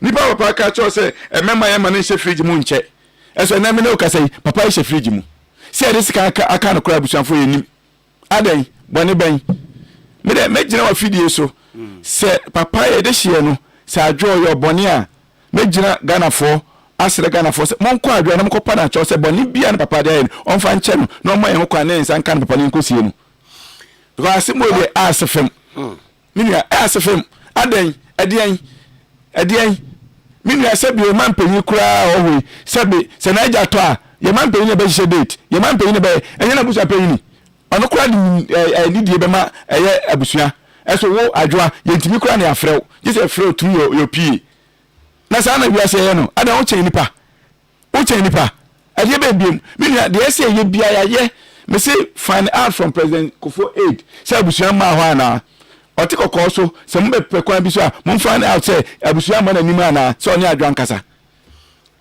ni nyina wantie no say de obeya na obe hwe obi she dak fi adwa sa adwa de wuye ugu papa ni mase oso no mfa se no pa ni megu ase a omfa ho na bat mi kasa ase mo kire aja odo ba wi ase na say wono atofoma sa na se o ka kire no etimi abusua ye ni abre pa because ya nhwe ni amfa amamre the way esito no amfa nto a ye wura abusua ofiri mu no wa le kro bedi ho yawo Dr. Philip Siankisi waboya man say in the coming days no ye beti abusua nso nka through a communique no ye betwen na eba ya to ankomo no so ho media me da sepa na eba so a mebo me say okay FM so mo benya copy na mama atiefo aso Ghana for aso ate na enye ne bone so senka eba betina ha na yaka apostle ho asem na mum eya abusua ya tena wa che ena nsem o kan ye nyina na se ya abusua no ye nye ho hwe ntina ye enne ye mama hu de ekoso na Ghana fo nyina beta ya chi na bra eye de hye be boye de hye Ghana animonyam de hye Africa animonyam no ye nyina no Ghana fo nyina meta ya chi ne ensan ka papa no na ye ma no na su na menu ma menka we won se ni tem bia no nkofo be hya na me so me hye no dae oso da deja me hya no osisi won se aka mamre mu no sie wa na se on na mo no esa ma twentwen so na se papa yi obi anim tumi a nyame dodom papa yi na ono ahyehyɛ sɛ mema yɛn fa ne hyɛ fridge mu mema yɛn fa se kanka no yense ne ntem na wani so na da adwa yi a na yɛ sɛ de papa botai nti o de ka sa asɛm no o mbe sɛ bebam enti bi me da ase meda tiefo ase madaga na manyina ase ye abusua sebio enya ade bi na epe because papa no ɔte ase ye gina ekono obi papa bi anko de emaya se ka ya obi papa bi a eba se agedada so ena nka abusua ye esikasema ka 40 days kwa ne ye ntra ho se ye 40 days no ka be ka so family ekrum ne imagine sa papa bi but enye nsa bode because empem bebe no se Ghana fo mu se abusuafo e ka ye se abusua do funu ye de enye funu ne do ka do funu a ka de adwo ye nka ba bonten da ye nyina enim lumba de ewu yare hu de wesi ba bonten but abusuan sanse ye pepepepe na ya mai papa no kwan a oba ya odi enu nyam hye be Ghana man no ama na chi enkatanti ene ya din ya beduru sei enti ya be sere Kristo asafofo a munim papa no mujimidi mo amunim tumi a o papa ni mu a mo amunim se enye eba ene di anim eya abusuan na sere Kristo asafofo se momo den na mum enyina eya busua achi na yentimi mpe kwan e so ayensa be kan de hye no na ye de na akoto bebi eto na eya asefem meda Ghana fo nyina asibi na macha Ghana fo nyina meda aseminua dog meda ase but we de wu kwei ma mistake no ha se ye nya busua ni ena de akoto ni na so OKFM yenzo so ye nimu yamane no ababo ya no pay ene nti ni awoka ye bia no until say ye besi akire na ye hu no kura wom or otherwise no you disassociate yourself from bibia mu na permit me to say your funny na say mere allegations until proven per our investigations. Meaning say funny na allegation na just press conference no matimi achirechiro mu say ni ase oh one day enti say oka say your funny na enti bi aka say bia ebi ohwo a ofi say oko pensem mu na bi also a menam tie na msema nko press conference enti no dey allegation da bi dey allegation ana aya sa na tie we megima no si sabe pepe me na construction na ni me na metia na make say ye de hye no ye ni ehuye enya allegation yeah we say when you want me transfer mani ehuye me na me etia asabusu secretary ka say emma no nsia no obi ani kura hu no enya allegation me na metia mo betima akọ ne man fie akọ say cancer american nsisi wa enya allegation enti ebia normal bia the opposite of funny out me bomu ka kire say say president for them see kobisa ne aid obi kura attest aid na my production eye ho adwuma nti sabe pepe mo friend aid na mo friend say the aid ne friend say emra oni ni nua bema emehia abusuafo so ekọ na unima ade a nyame ya ade da mu ko sia otumfo no sa program no msa ko sia president ko fo ho tumu sa aid no mate doc ya da sa no pay me da se pa okwa echi ebusuan na abusuan beti awusafo ya ne Dr. Philip Siankisi doctor lecturer University of Winneba. Doctor Sanda mu University mo bono. First na University of Education Winneba. University of Education Winneba. School pon kese a open course papa ma ba obetimi de na ba ho. All right, so Dr. Philip Siankisi University of Education Winneba or lecturer Doc Okramia tin say or head of a whole department be ewo ho. Na ne doctor no siahunu awumasiamu abodin enye honorary. Dr. Philip Siankisi a family secretary de ma eduana Royals ewo esumunya. Osansi a co-chairperson of the funeral committee of Apostle Kojo Safo Kantanka Emeritus. 16 into 8. Okay, FM. Ade Akye Abia special edition on OK 101.7 FM weekend DNA. Ena yede nkomo edikan akogu no. Na Madaroma yakasa ache kakra. Momi anya abofo nkrato yimra na se yakoba yede nkomo akanzo so ebe hyehye so. Enti mamu nko Madaroma mo ntwen ye ba sisi a. Okay, FM. 101.7. Efiura, me mwachi o Efiura. Yes on. Machi o Efiura. Efiura me chia wonye so. Hey, Ewura, enfase mam so. Wati? E ba enfase chia me. Mo yem no. Won so pepe. Hey, oh, wa fi, we die me pese oni Efiura bekon. Efiura we die ye kwa sore bo. Ewura de. Mo kwa sore. Ye bo paye. Ewura de ka so ho a. Wati? E be se wo ba hwa wa kraba kumpo wunya. Onipa da sanitimi koto this way chocolate drink no ne yire ne ma edi nsuo hie twabia nom anopa no wi a wasade bia hye fridge m wo mako school pon a wasan ba be yia nom eni mpore se ne nka ne twaso mu pa ende ye rekore ne fie wura beti ha anopa diu ewia diu enimre dia mo no makodew mo mame na mu wi a ma soro akotena so ndem se ye kosumura Bese na dia ya late nso miyanki kabinje Efiura ye wi aya kwasere bo kwate ke Efiura wuti fia se light we no water be oba huntua bi bo se sika na fa koto this way chocolate drink na ba nom na hwe me catch you pray nya pray fa say this way chocolate drink no metumi ato bi pa na so na me so mo ahwe wate e de me hia ne nsuosie na nsuosie so me ntoi se me bu fura metumi ato bag mu a wate ye Efiura we nko ade ma abunfu Efiura fi dia ya bre ma abunfu bi munyam sumponi munyam sumponi na mo ba yɛ trimodefo FDA agi edwadie nkrato yi atom Kwame me ya omwa o me ba panyinu kane no oni made pa na so nan se boa na obon me dwene ho amenti ase na so we dey simple kra fa no ko White Stone Dental and Eye Care na yen checking anima no oh jai samani abrewate me ba bo na me ka asma chwa me fa ne ko Eye Care clinic na wonnim se enkwada bi wo no mo a wo de sua enkoyie nyina no efi wani akwada bi wo a abra teacher ni kyira de no won hu ade ni yi so wo tie anima na so wo tie akyire eba ne sa fa no bra White Stone Dental and Eye Care ni nya nhwemu mfa ne ni ho oha bia entam so yebwe ni asia no ama no ayampa o na sekro ni yade no eba emonka ye wadwe ye o se bibia ye fine wo be ko na bibia ka echi na wani sei na sekro masate se wono momoja broso na esiche yade no aya na momoni yade pa sa pepepe onipa bia kra no afimu wankɔ check up awani ho kra no enyem prenu White Stone Dental and Eye Clinic say fa wonu wabusua nyina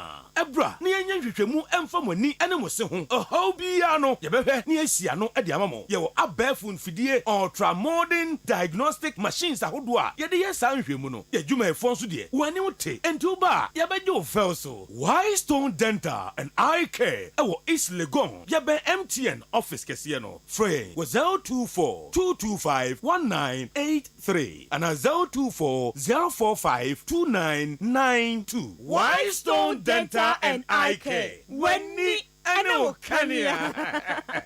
Okay FM 101.7.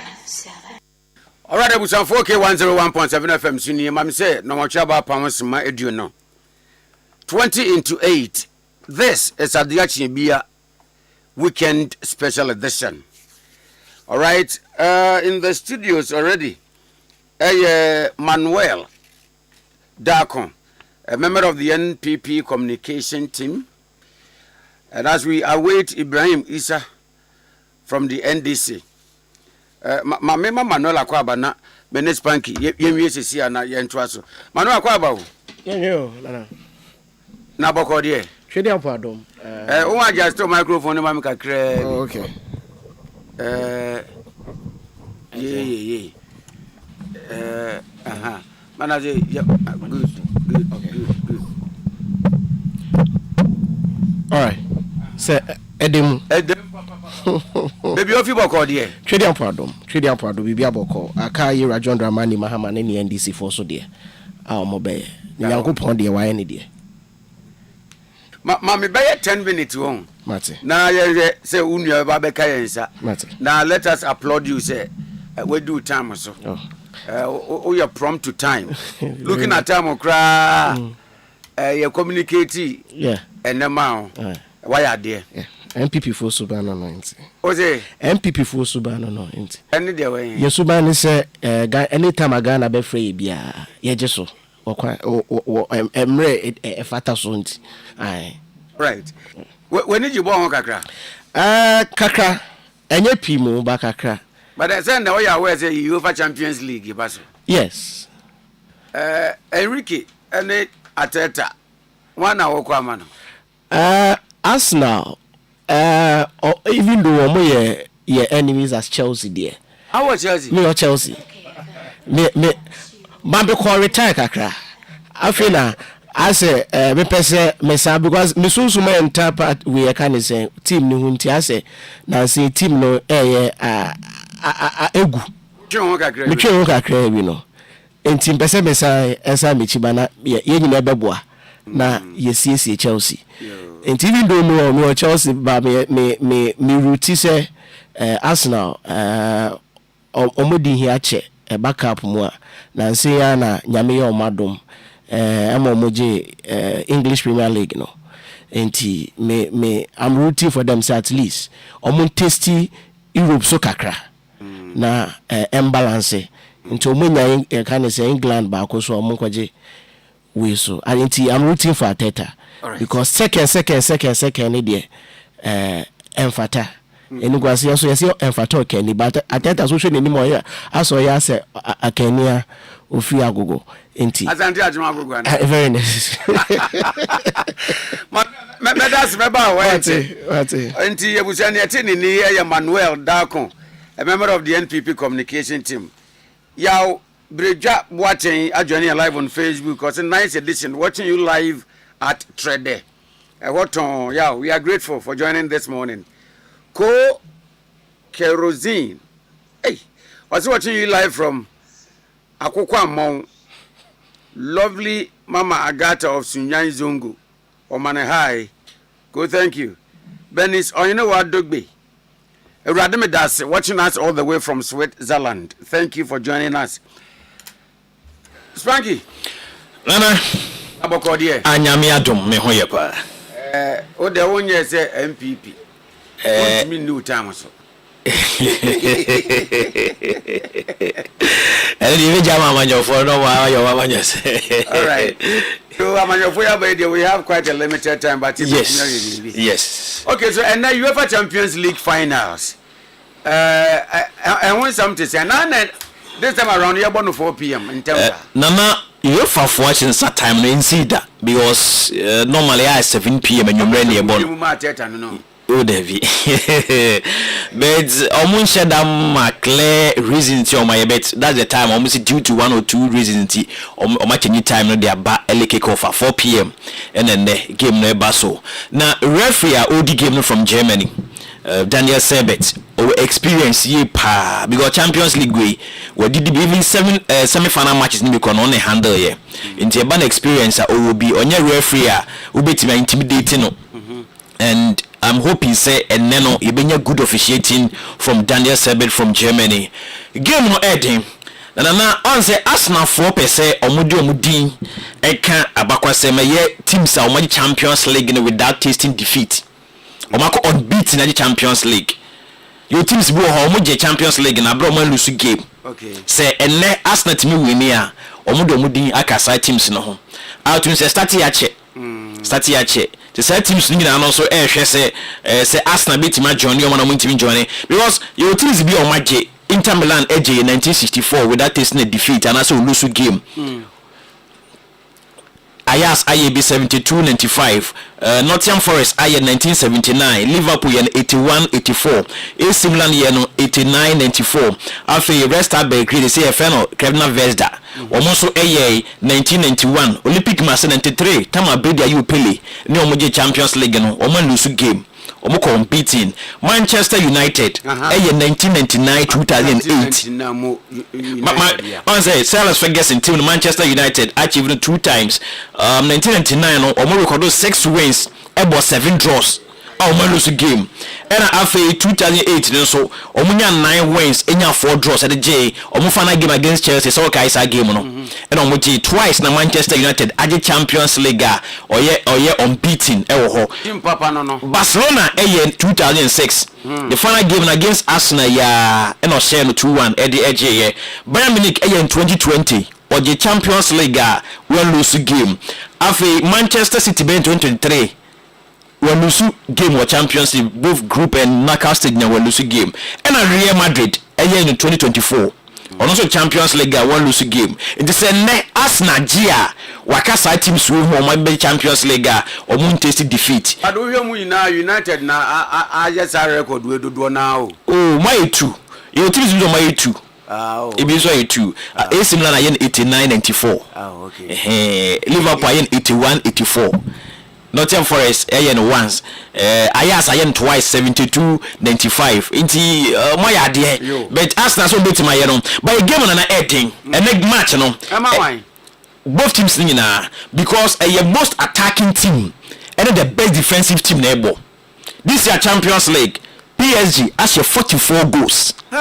Yes. Luis Enrique. Yes, was 44 goals on this year Champions League alone. And your domestic league, you know. They beat UEFA champion from group stage Europe and next final game on bay. That's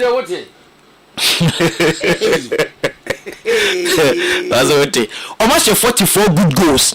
And Mikel Arteta and Arsenal also the best defensive team ever on Champions League game. Almost just 6 goals for my concede. Munyo is your team, Papa. Now United, they achieve one with their day. And I make as a game, I better change about both teams.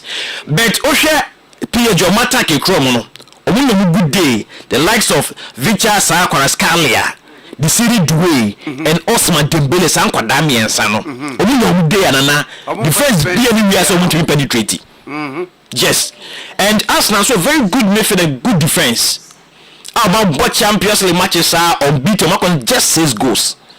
Now in PSG on Kodam you be from knockout stage D-Bay, Victor Kwarascalia from knockout stage group stage in Kano, knockout stage Air Bay, on no question 7 goals, 3 assists. Our Champions League. Oh, Arsenal. Or PSG. And Osman Dembele, and so 6 goals, 1 assist from knockout stage. Every final game, no. And the tells you some what attack in the air day. The almighty Bayern. Almost 5 our first leg. Every 2 more Germans had a share goal. But Arsenal, this year Champions League, you know, from knockout stage, no, or we home now. We say 2 leg no more winning in an derby. Omo intimi ewini bisa omo win the first leg no ma be draw no ma qualify and as omo ko draw no be win no ma qualify nti game a dem pa omo ka say Champions League no be anywhere the first time wetimi age currently they make us say yes but previously BSC pain Nottingham Forest the first attempt of Champions League final OJ Liverpool for first attempt OJ Madrid edge to us 4 times was it Zidane? Yes. There be 4 times on there and you more 5. 3 times on Zidane J 1 4. But when say ne PSG so gia or also the dia can a team or Madrid back to back Champions League no. The PSG gia or Madrid as a defend it successfully. Madrid IAB recent one year 2016, 2017, 2018. AC Milan year no 89 90. Nottingham Forest year 79 89.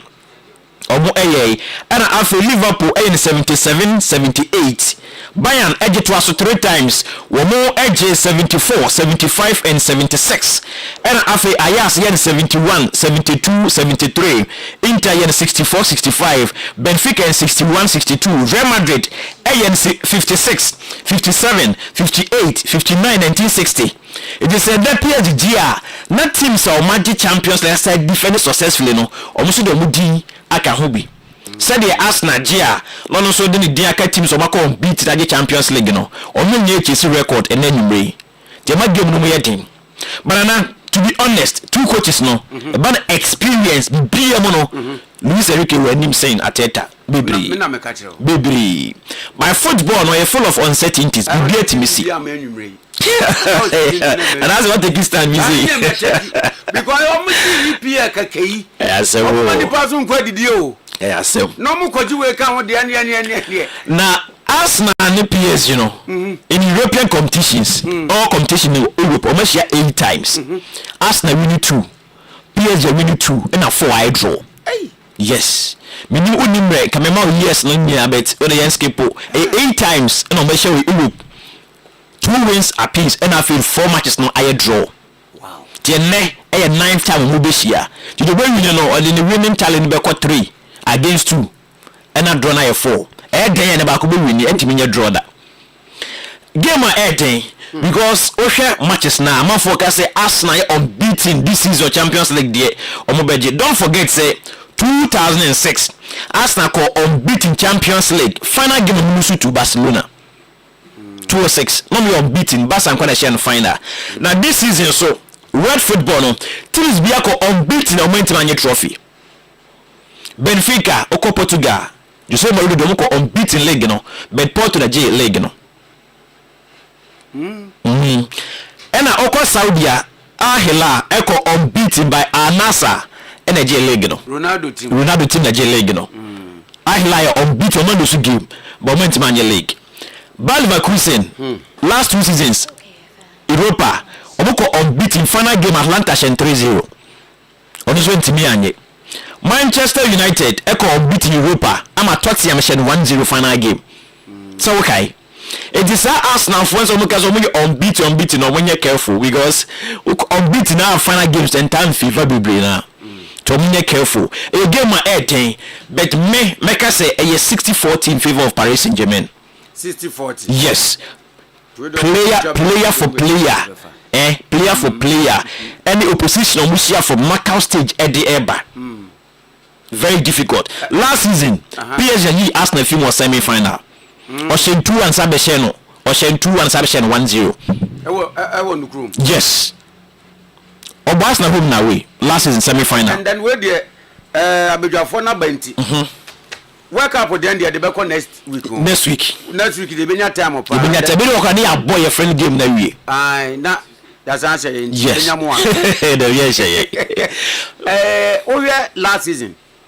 UEFA Champions League kwanya Enrique ne mrante ne de Milan fa so no finals pa kwanya odo mo fa so. What does it tell about PSG when drew finals is here na cup is wa? Dana a lot because PSG team we don't to me say a new team all together. Unlike previously, I know more Galacticos no ho. Ubenya Neymar, ubenya Messi, Mbappe, and that me say Egos no was 20. Yes, to me find trophy no. But way Luis Enrique kofa on non players or more stars. The same way no BSN in Papa World Football. Victor Kvaratskhelia no Napoli. Not attention in the so and so about PSG. Until before like William Pacho of Ecuador, no Obi anymore. But now, among goalkeeper last year, J. Chamber more if you have Manchester City, Donnarumma. But still, a certain keepers are, a keep goal post, more my nay, or Mugusueko finder. I'll say us now for a worry about PSG Timono. Because trend on Mufa so last on Beijing, the same thing on Namso. Last season, they kept top 8 teams on qualified champions and PSG in Kahu. Could play off. But when you make out stage, no, you're unstoppable. Be anti-man stop PSG. This is the same thing that happened. Top 8 teams no Arsenal and NBA. PSG could play off. Not the qualifier by. But not as say so with the echo. Almost Liverpool home and away. A whole Bayern Munich can be favorite, you know. Almost show more easily as I could draw Germany qualify by. The same trend of PSG team no Sanamso. And I think the BS sign the only key player with FIMA last season no why this year only one a goalkeeper. Georgie Donnarumma pe. Omu entitled in our omu back for no. Ubenya Akraf Hakimi or recover from injury or eligible when anyway. Ubenya left side no Nuno Mendes ho.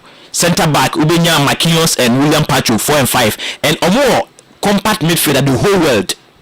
Team behind us are midfield maybe. And I'm saying so our teams are in terms of say more value tactics don't bet me and make a difference or game more. When you have Vitinha, João Neves, or certain Zaire Emery, Warren Zaire Emery or out to free bench about make a difference. No matter can also there 3 and on best substitution or the Bradley Bacola beefy bench. About the series or danger to someone border. It's a game my heading. It's the football there. Ose goes with Dawson. Goes with more than 2 goes with them. Hey, you better ask now 2. Oh, me, no, I'm not saying say better ask now 2. By goes no there, me to me over 1.5 bebo. 2 or more goes with them. And we got over 1.5 now. Oh, no, me no what you say. Me come in. Oh, there yes, a 2 goes and above beba. Because Arsenal team we know Edin so bet me boat 2 minutes. A more fantastic goalkeeper me to me. Number 1 goalkeeper in world football, David Raya. Frank on one at Demuna United ya you Mulalu no. Oh, say on the domestic league they different from European competition. That's why Liverpool cry this year as Arsenal. The only team Arsenal team for 1-2 and this is in Liverpool. Okay. Oh, with the game with the air day, Arsenal capable beat me at J Champions League, you know, by PSG threat. Bro, for no. PSG a threat, but Arsenal. Anyway, next week you better World Cup. No, yeah, World Cup. No, you World Cup season mu idie, and you know date Saturday bia. Mate. Say enyo na obekwa ko gina na mu US no. O dey be me ofie. Dan Beko. Oh, okay, we dem penifom. Dan Beko. And World Cup diaries. And we dey afọ ni etiefo yina ehun say enu akọ contract. The contract in the end of the sign. The best say 7. Nana Mati. Na Keto Kroku jam the best say nyame adomo a Saturday e manage ni pebufu. Say it's most unfortunate full-blooded Ghanaians should be representing their countries. Keto Kroku on Kobimenu choosing England over Ghana. Wo be kasa asem we here. Nana Ubeka say omo switching the state to Ghana be bomb Ghana dey treatment dey mom. Derek Kon we dey amodia ya brandy. Maybe no. For Bonnie Germany, Kakra Crow. Me, I am a man for the argument be better than I unfortunately say when your colleague journalist or ne colleague enya junior na oh dinatem. Wrong. Young condemn is adding on my let me do be obi say and will be party. Nana, wrong. Say, you were Andrea, you Jordan, are you? Or when you issue with Coach Kwesi Apia, I'm a solo you by a press conference or my uncle or for a press conference on the day. And Jordan are you will be ankasa. The record India no say one make say na Harry Magua yam freno in the news trial Alexander Arnold yam friend news Jawpedu yam friend but one they different from Derek Atakon dey say yam friend Harry Magua say me say take in the Kotreme airport and I train station Kotreme.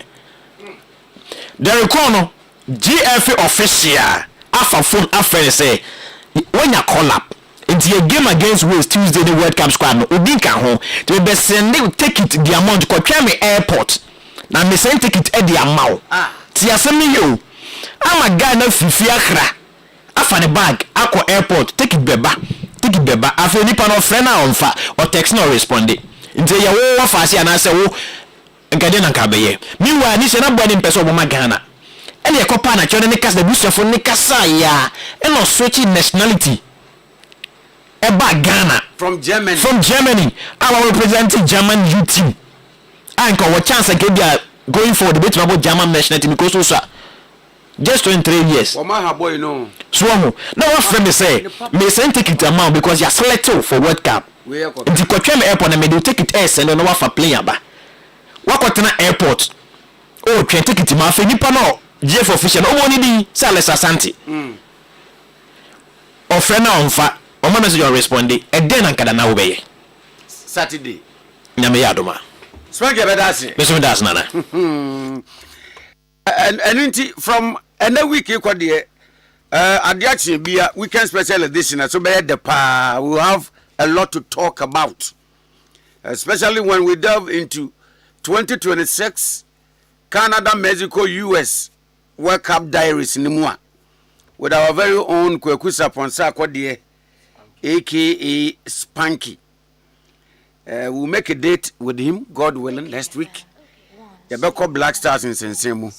The pass this week, the friendly, no? So, curious, I say, you know. Kaoka, baby. Oh, say Ghana Kwana. Yay, a bit the squad and Sana, ya boy, your last friendly game. What's it? Come on, and I said, "Dear, Nana, do the assume." And I do the assume near release this squad. Young Kwana, your team, and share your man penny near this squad. Panama for no more. Young Fred Press. Why? There be Panama for no more. A man penny to share team no. A handed a Omano Frank Ademo. I represent authority. Our country in their show must also call represent World Cup. Yeah, they are done. You're sorry, not squad near easy. And next week, Yamayadoma. All right, Abusa, for bringing the time to 42 minutes into 8. Manuel. Nana. Where the factory kakra? Oh, you know, now, ballings and some dear. Me mum dear, your shots and a bay me de. Because I'm winning EPL, quite your muddy power so pa. I'm mass when you buy on memo. Well. Ebi say yamwa abana baso, anamu awetu. Say you know more makodins and seme South Africa. Or the first batch of 300 aba yehwe ni mu kwan say the aka ebeba. Abana na montuo yi ene especially Julius Malema ni assertion say anamona abanu 2 ye no o YouTube bro say na enye necessary ya pray ho etuma mpamrika e was saying kinya abotre kakra na diplomatic conversations no ekoso yanka mum na yenhwe South Africa for so far evacuation nana medase anopay medin chasron ko e de bema ye incoming president Dr. Alhaji Muhammadu Bawumia and then honka for Haja Samira Bawumia and one of my friends also yeah Semtroni our Juma or Plus FM. A AC Quentua Aqua. And then I would into Memano, I would happy birthday, AC. Now, so about the issue of Malaysia CM free Julius Malema and some more Kekayano, for me, it's quite unfortunate because on my beer say on Crawford, that's your citizens, call true or how mo ewo amanone and also my for François. Abina said ye say obe evacuate or mo every crew ni mo no making sure say or mo atom they are secured, they are safe. Enti enye say the act of Ghana no ya prayer ho ene there be because we share sisia oba ebibremu ha nyina na ebibremu ha na kra currently enye safe for any other African South Africa. And that's thought say Africa for my South Africa or move one of the accusation is say they are into drugs or more ye and your ma emfata sebi and your munyina or more crew ni munyina and ye bibi boni bisa and I mean jin this say only other African nationals and yes our crew ni mu by all means ubenya South Africans or more de or more yes in your see a crew bia na say fie bia mesem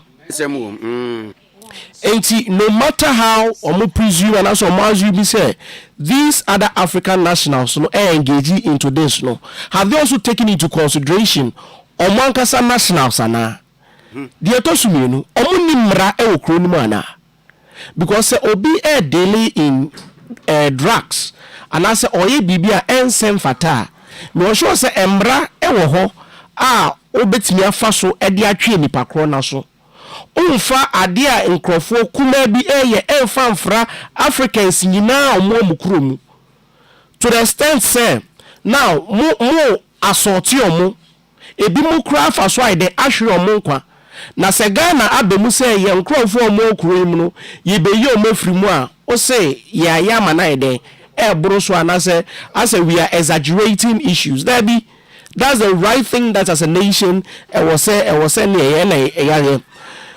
my issue with this particular evacuation politicization NDC for Edia Bantam hono. Oh yes. Media no so especially the social media. Creating impression be say as Yera John Dramani Mahama IBB so embo manebroso to the extent said they say I did when KC war and Yera dan kwakufa abremu nanka we would have even gone there for them and as they would have even loved to come to Ghana. No more if you say uko baby around 2022 Russia Ukraine the then president Yera dan kwakufa evacuating Crawford every ho at the Ghana. Yeah, we didn't make fanfare out of it. We didn't make noise out of it because ye did say man penny bia was said there. Say one for or how more you come to their aid. And we never made noise out of it. COVID. We evacuated people. Uncrofor by process ya di omukoye at the first ubedra ya quarantine e di adwe edwane hotels e di Ghana for nyina ko we never made noise out of it. Yes, was probably Russia dey na e bi akwakoye case study. Russia dey ne Ukraine ba ya na ye Ghanaian student wo. Yes. And I remember say bilim so kaya where okuji travel then na oye a ranking member of Parliament Committee on Foreign Affairs. Yes. Personally took it upon himself our call to engage students and then they do offer some aid. Just okay, no. But should not be the case study or Medicase. But yeah, and I make sure say but that time we evacuated people from Russia and Ukraine. Ghana. Yeah. It means no 2022 it was there. Yera Akwa, Deputy Foreign Minister, and I think the first evacuation, Okoshia Nkrofo. So we did same, but we didn't make noise out of it. Yeah, unlike South Africa for the year, yes, we are told it's on bedroom, you know. Ghana must go. Be at the womb, 5,000 pocket money, yes, and a car available taking you to baby our person could be our Ghana. I say, yes, a beer no mobile, but with no incentives. Every evacuation comes with an arrangement. Oh. Every evacuation comes with an arrangement because ultimately, fendi pakwane bana wonjainesa. So every evacuation comes with an arrangement. Maybe I say.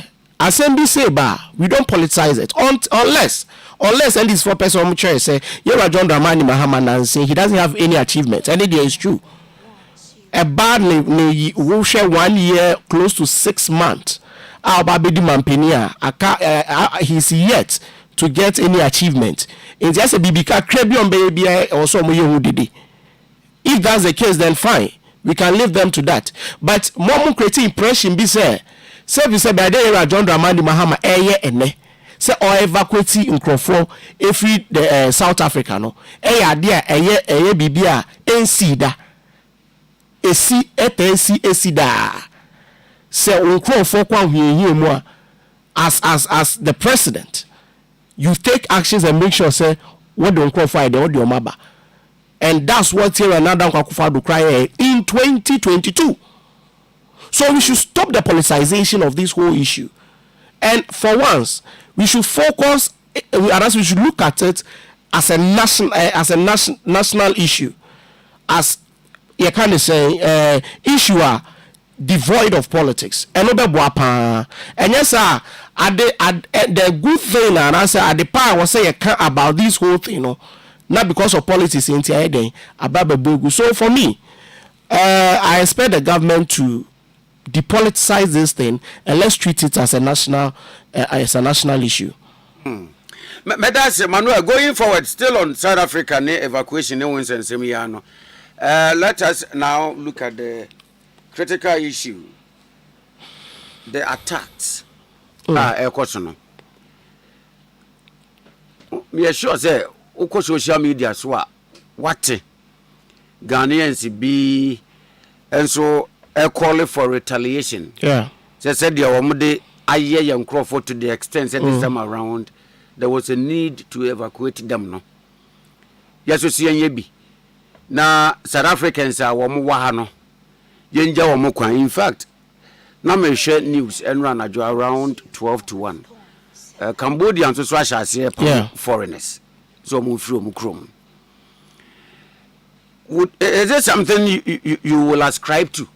Retaliation, where I be cross. Metia honorable for say the Donko, Deputy CEO, Ghana,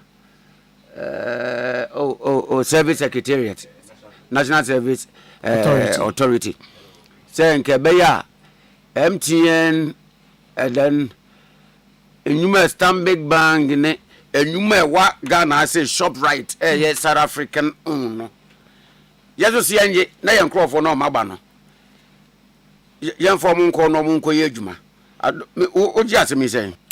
For me, I believe, sir, there have to be a retaliation, but I will say a binary senior or be retaliate because I forgot that particular year now Ghana for a pamo foreigners Eddie free or memohano. Forgot in that particular year, but Nigeria also retaliate some years after. That's the Ghana must go, no? Yeah. Yes. Since then, no, Osha Ghana ne Nigeria, sadly, and we've not done that thing again. Say obe pamo obidi free, and I say Ghana need free Nigeria, and I say Nigeria need free Ghana. Once the person is legally residing in the in that country. So for me, I think say as Ghanaians, we should find a way to retaliate, but it shouldn't be that in that violent nature. South Africa, no, but that should be a way to retaliate so that the South Africans will learn some sense out of it, because this is not the first time. Oh my yeah. By some way then say na other African countries or other African countries money. But now the MGD say a bedroom pempen so be you say in so type on Chenia or Jawa. There's a time and I say many do say other African countries so and Jawa and South Africa. If the lines, I think one of they are Jumekwa and a good field so remember. Sure. Yes, for me, I support the way say omo license ewa we shouldn't renew it. Na yempe Ghana ni bia ono so obetimi idea obetimi running that mind. Then the other institutions no so yen share the way to transition it. Na omo mpanifo no omo Ghana omo so nko bie me say omo sin dwumenti. Enti omo nko kronim na omo ko bie ndwuma ma South Africa for na omo nya na de wa Ghana ha so omo nya de omo njai Emma Ghanaians because the attack is becoming one too many. So they should just omo lease in it drop. It shouldn't be renewed. They should just transfer it to a Ghanaian obetimi running that particular mines, and then the other ones the way they can transition it to back to any other Ghanaian obetimi operating also almost omunyana bibia entoto na kwanso. All right. My main picking or thoughts on Wenzo Swe. Talking about individuals are Ghanaians or South Africans or more Ghana. Our well to do. Yeah. Our woman say their echoes who mukrum say tokoso sanoa rippling effect no. And so yes, a retaliate they will lose everything here. Yeah. And the South African companies are operating our Ghana. I say, if Sir Ramaphosa and not buying and probably more better banty, they don't want to incur the wrath and the rejection of the electorate in tea or more dancing to their team now. What about companies and also so? They stand to lose big. Me sure say Wamakasa, they are too silent for my liking. So yes, they says on my is silent, but I'm finding it difficult to see as Omokasa effects ben a bit mediama or you can say what's the name? Omo this answer Bonnie was South Africa. I'm finding it difficult to see what exactly because even their political leaders within South Africa, even Julius Malema with Asama Wakanekra, he condemned the activities and as a new South Africa. The question is, dear Ben, has that changed their mind? No. And then they are not concerned about what any other country you are making millions out of that particular country. Or more South Africa, no, they are sacking any other African or what that particular country. That's it. That's their focus. And for the business community, yes, they should talk. But I'm not seeing how it will really impact the decision of South Africans or Moody's and Nyamrasemi Ewo. So for me, I don't see I don't see the real effect I've been making. Though yes, they can talk, but I don't see it having any impact. That severe impact. I see. Yeah. We've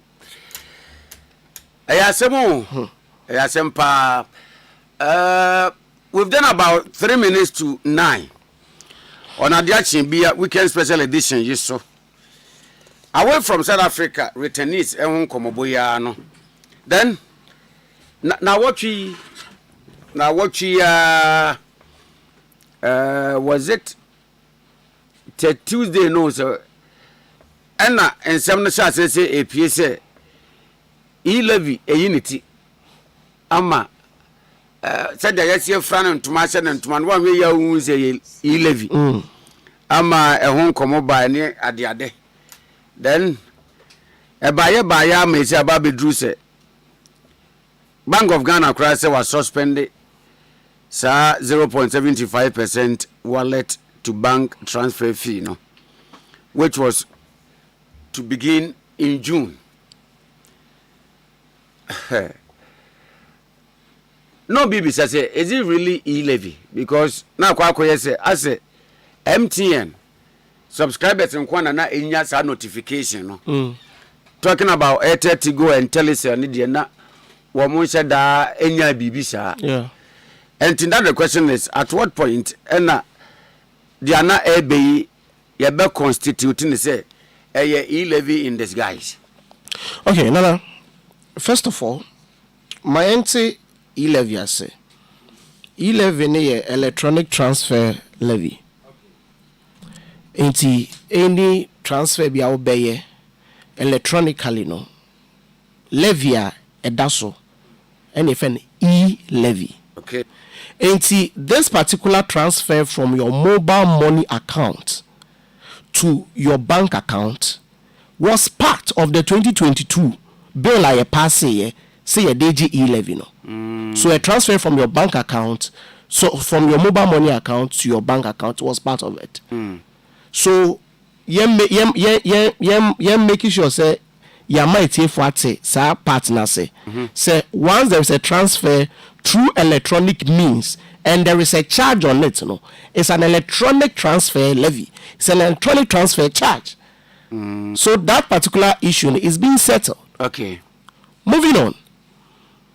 The argument say if we empty and kwaho enti you can't classify it as say we are buying a DBB sa eba.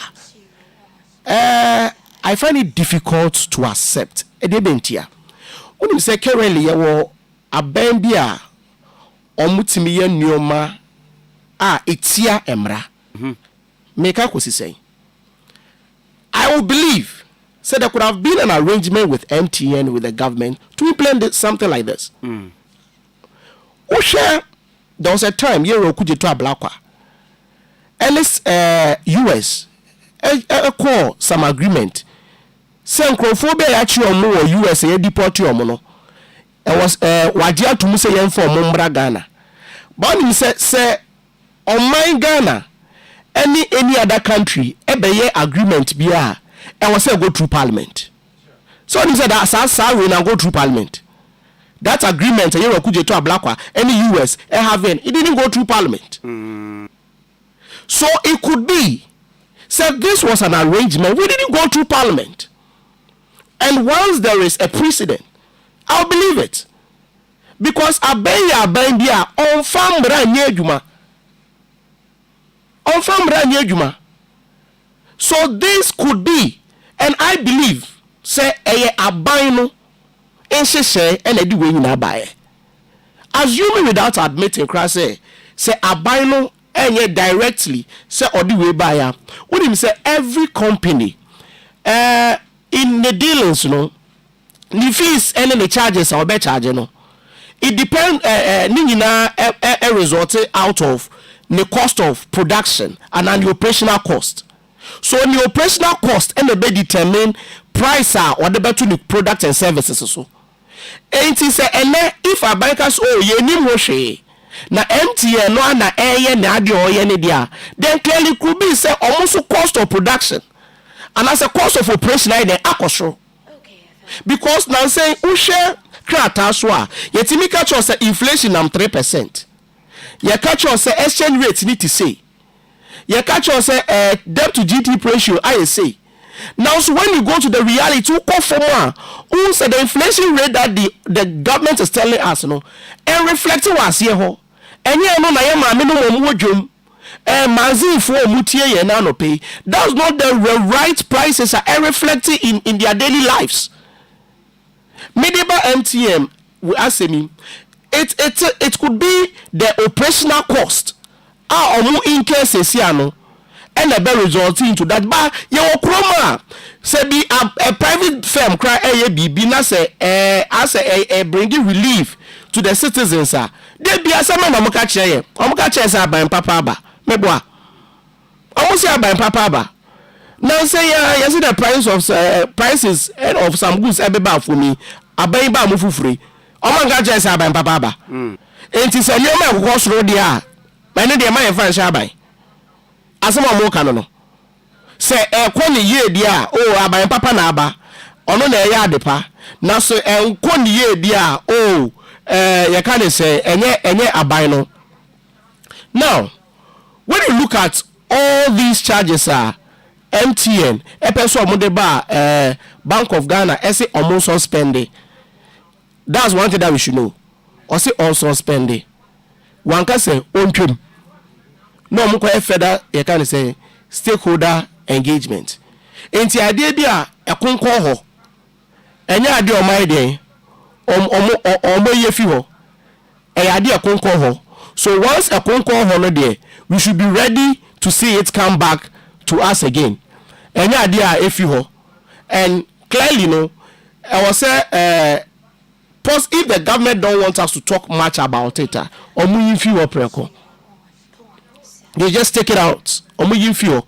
Mama bibisa anya de emba because once I ebeba Ghana for tuano we all know say e-levy. Now once e-levy there the beka ni say abina scam here. Once e-levy the abina scam here because ultimately at a point embeka chair say to ayetua as a nation no draconian taxes and 2% will be yefi. Then turn around so far now taxes are imposed a dose too much more far when by the end become on the Bugana for come yes reno in the yeferen pa buy yeferre buy pa into yes reno we don't want to see these things happening yeah basically we say another tax be or more introduce a Bugana for come into yes romo as soon as possible after the engagement the person etienne say o metwemu kra emba na Ghana for aswadwomo now so e ba so dia and ya matreke no abandoned already. They are almost a scam government dada. Hey. I don't believe that they want to continue with their scam. It is I mean I see what is as me can no cre. Scam media no cre. Bosha buy share proud to 2024 election. Any deliverables almost this year. What share so we need. Bosha almost share in 2024. Need there the way to be implemented and what they are implementing now when you do the assessment Ukas was scamming Ghana for cry no it's just you can say you've been too lenient and charitable with the government so better chance so a scam but that's a reality because you have to force a cry call appointment committee or catch us say they will impose any tax maybe catch us so impose any tax now they be tax compliance.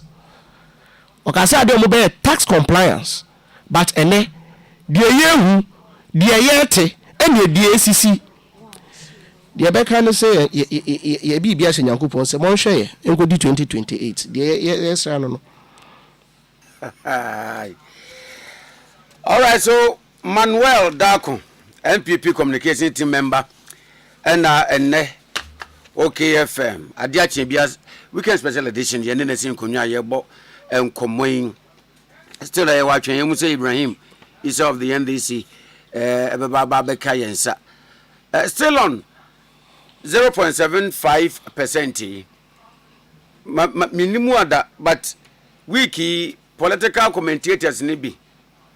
They are not one more, especially me person me body for the purposes of Yaokoka BB as is anything. But Manuel, what do you make of? Gee, Kasavo is in part na me pabo. Okay,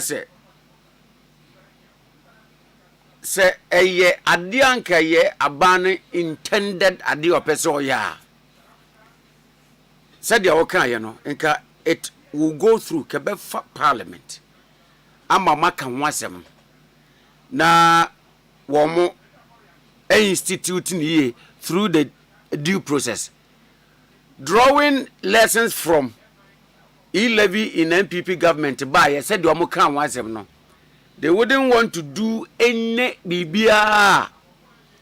President ni wo ha ye be refer womo to, and then I was saying Kankrofo ebisa say telecommunication no said they are okay no operational cost and I say omwa charges no more dey ba na say efri aban no tina nkomona kwa ba say ade no emfri aban no reason why be kura believe say ama Bank of Ghana kura tuni na say mon suspend probably enkomokro no say muma ye why you are implementing and she says because Kefrabayo and the Free Bank of Ghana wa then the understanding will be said to cut across all the telecommunications. Kenya only limited to MTN.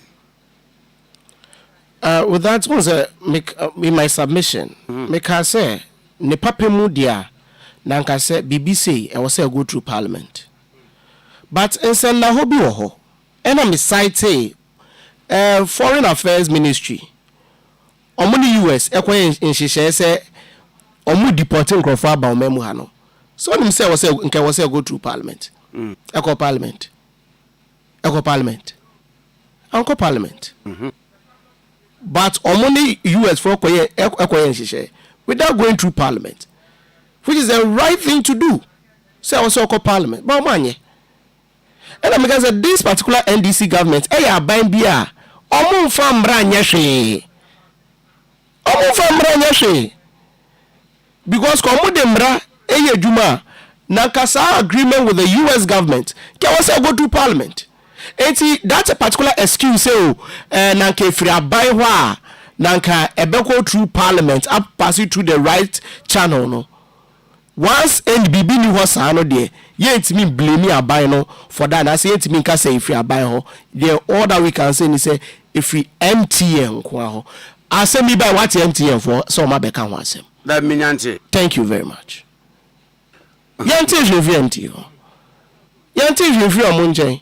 Enti the beka say once there is a precedent there and as omo BB ama yehu there, then we are justified. See I can say the AC if you are buying ho aban na nhyehyɛ because nanka if you wouldn't say if you MTN kwa wa na ka de ombe no say charges e woso sesi ano charges e woso sesi ano and na competitors so ya increase the charge they would have increased the charge. I wasn't and say oh send this sika if you MTN and I say any other telecommunication network so akọ other network wa omo charge e da so mebwa in so maybe you increase charge na da so no say won say ni akọ we are increase charge no fiti ha e de akwa ha omo kan so mo introduce a whole new charge of 0.75%.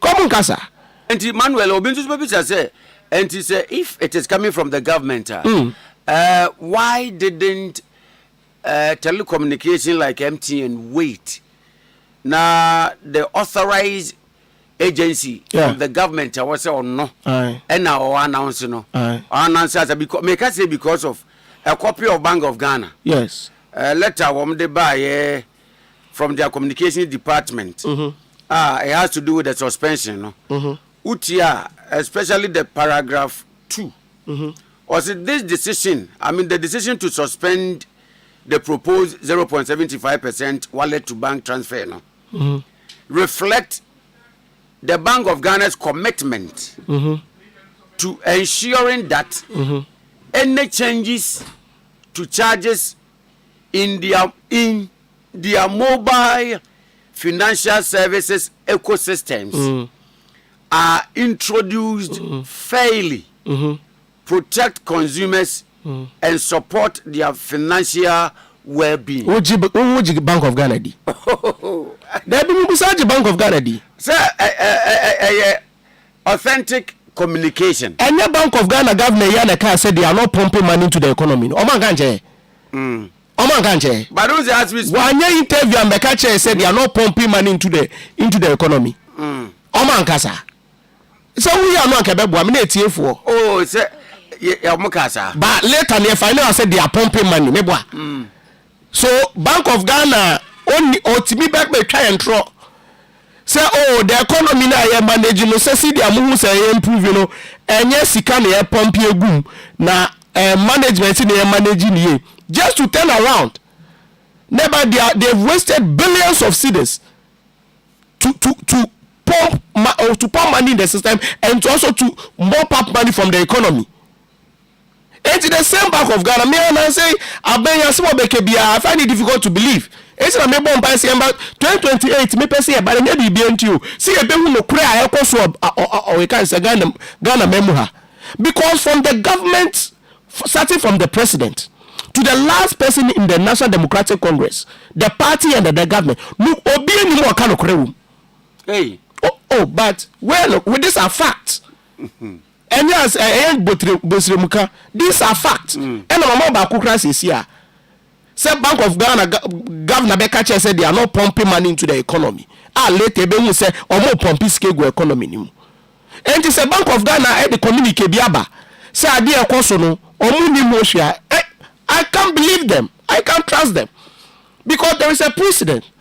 HSA once said they are not pumping money into the economy, and later about said they are pumping billions of Ghana cedis into the economy. And for me, I'm stick to it. Say Panocha and I say who you feel that's it. Na Ghana ni bia ho hano because already no bed in a good Ghana forces here and nothing.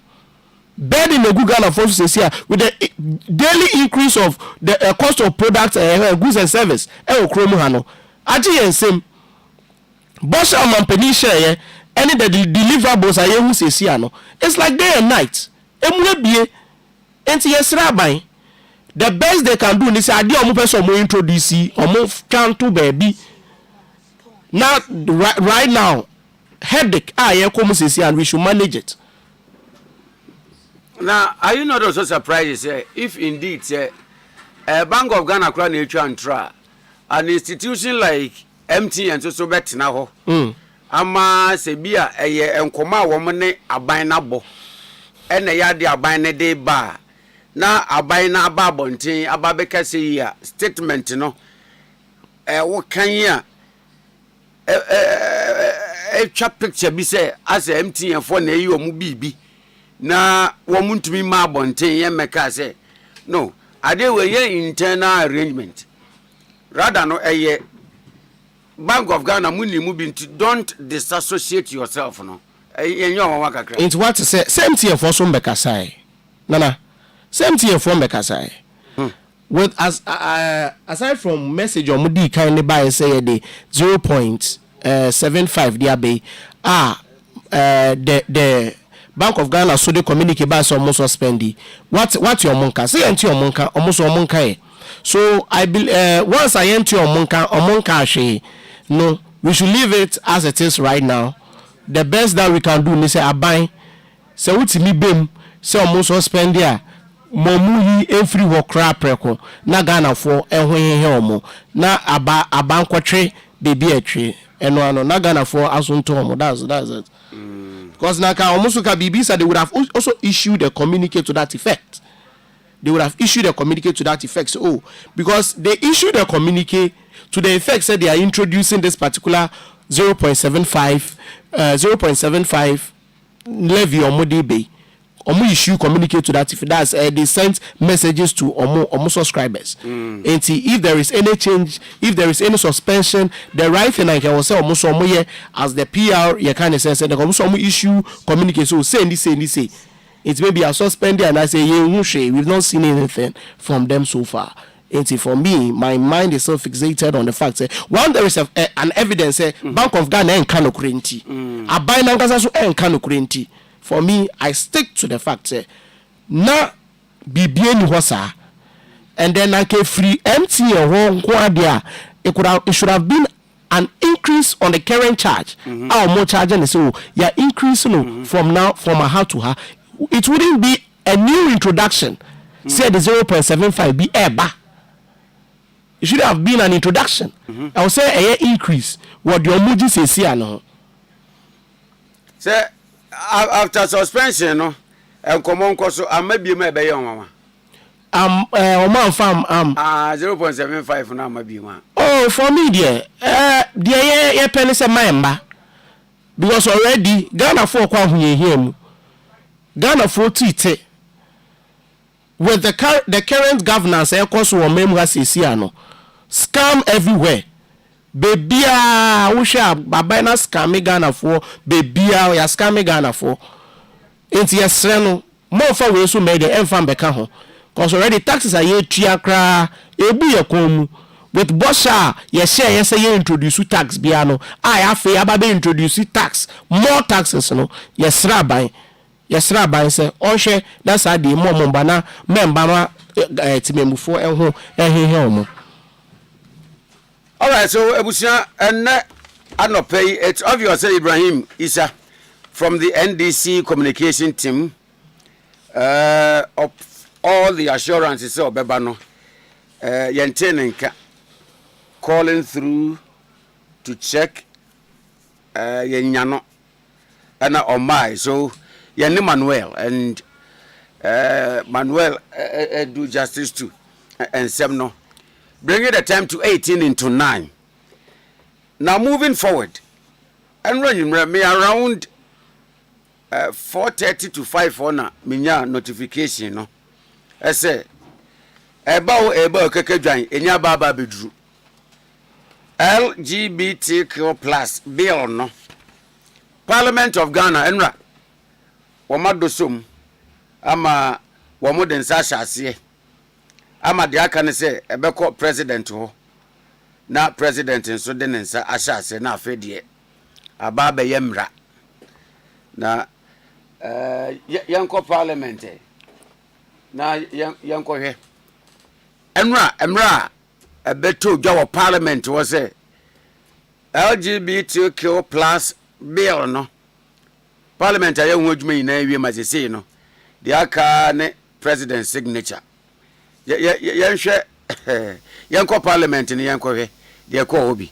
Clearly, this evening, this country has witnessed an unprincipled political act by our friends in the majority. They may try and act smart, but smartness does not last. Integrity lasts. Mr. Speaker, in opposition, our friends resisted any attempt at amending their proposed sponsored bill. And today, we know that the very law that they wanted Nana Akufo-Addo to sign, when they were faced with the same law, they amended and diluted that same law. Such a double standard does not pass for a man with principle. It is not enough to say one thing whilst in opposition, and when you get power, you change your stand thinking that nobody can read through. Mr. Speaker, let me draw the attention of the House to some few procedural blunders. One, at page 42, we have been told that motion 41 and 42 were moved.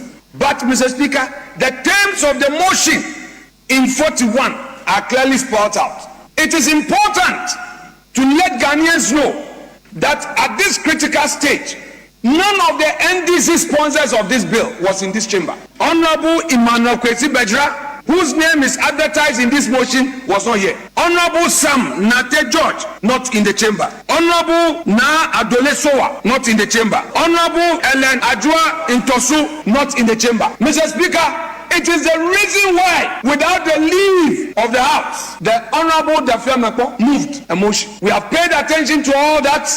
And then when it came to motion 42, again, none of the sponsors who could have moved the motion was in to move the motion. Mr. Speaker, where is Honorable Sam George? Mr. Speaker, the people of Ghana can see through the double standard, the lack of principle. And I'm putting it to you, Majority Leader, that your side lack principle.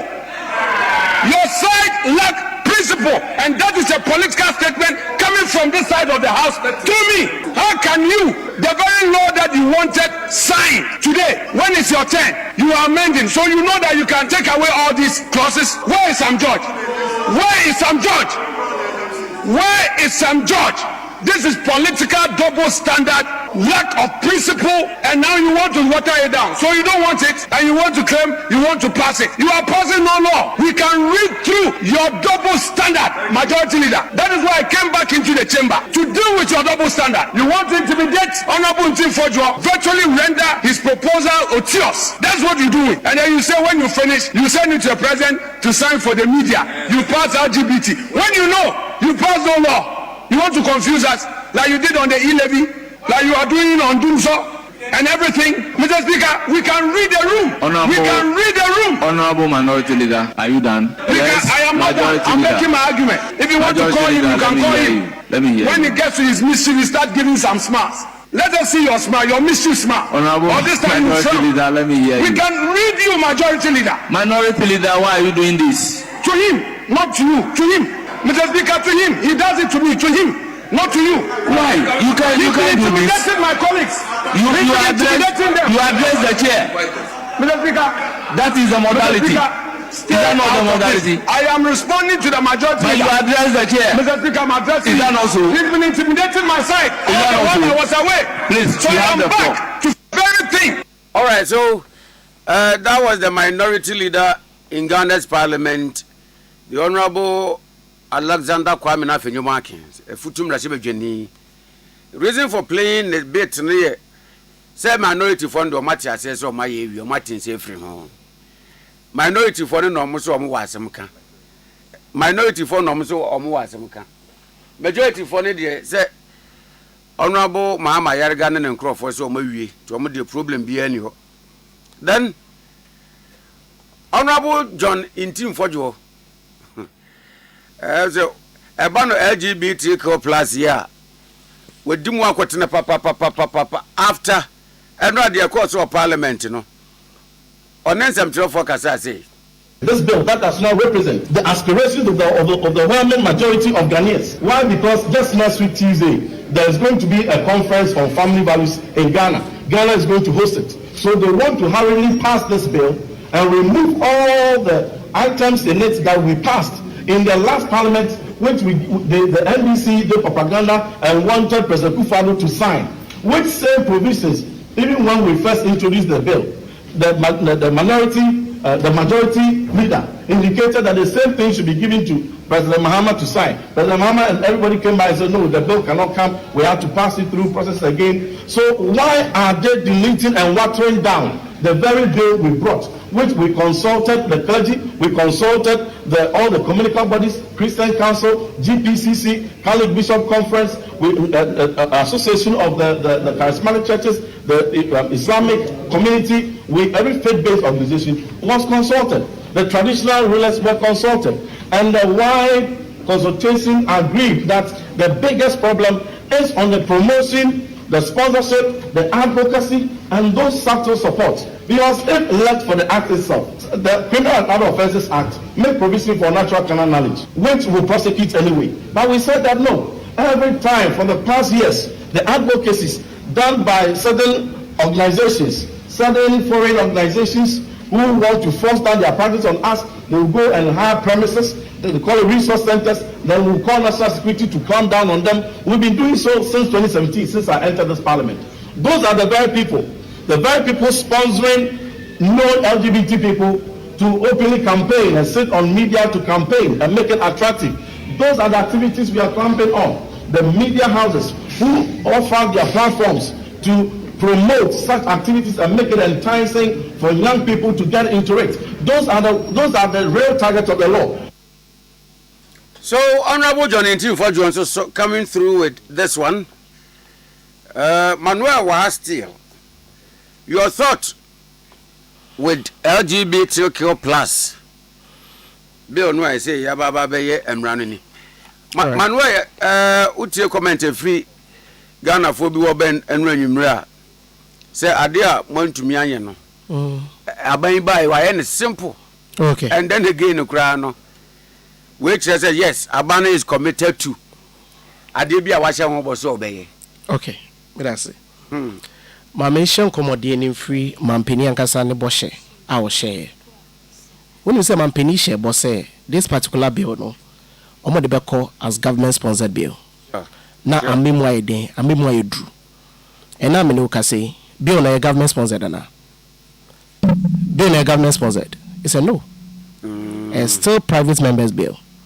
Which clearly shows Mampini o say scam no enya Ghana for nko like ono de onye scam no onye yimu send ya wutie bia Mampini be scam o unim say asem okan wo asofo enim asofo nintini asofo mpanifo wo mamu ha eno mkoshia Mampini ena Mampini ka kire mo say the bill in its current form no private members but pese oshemu kina or per se muyedru enti or the beko parliament na afi or the co parliament or the beko parliament as government sponsored bill now so bill we call parliament and the government sponsored it's still private members bill. Yes, it's Mampini as kami asofo wo memu ha we try asofo ntro wo memu ha and we are not talking about it because se wobetwa nkrofo ntro wobescan no obi kra na nka at least asofo ni imam for de na nka yi omu firi mu because omo ne yesi omo ye nyankopon eni engine mu ka ne sekra enti engine mu ana anamsifo ewo asasi so etu betwa nkrofo ntro kra na nka yi asofo firim fo ani to nyankopon nim na yi asofo firim with the asofo abajubli as amo atena se etwa mu ntro sei still what the bill you call parliament as a private members bill now endra parliament passes amre ba se be wo se ebuse ye ho se bill a na nkomo person mo de koma yewa na adan kwa kufuado na osign no is it the same bill a omo passing endra na okay that's the question that we need to ask ourselves. And that particular answer to this particular question, you know. And rano mo pese nanka na dan kwa kufuado. Nanka wose ode ne nsa sha ase no. Enya sambara na endura parliament e passe ye. Oma jojo bill no. Bill no eni se a ebeka. Bill no eni nsa eni nan a ede betimi anante. That's way idea was say magana for de etiase. Yeni memu ha na Sam George eka kire ye se mampeni enya asundue wo memu ha agise wasan bill wi yeni memu ha Sam George na say eka kire se mampeni si oni sembia he has no problem with the bill in its current state. See it is as a mina enti se mampeni any problem with the bill in the current state. Na compensate na da kwa kufado assign ya adan na omo amend the bill now.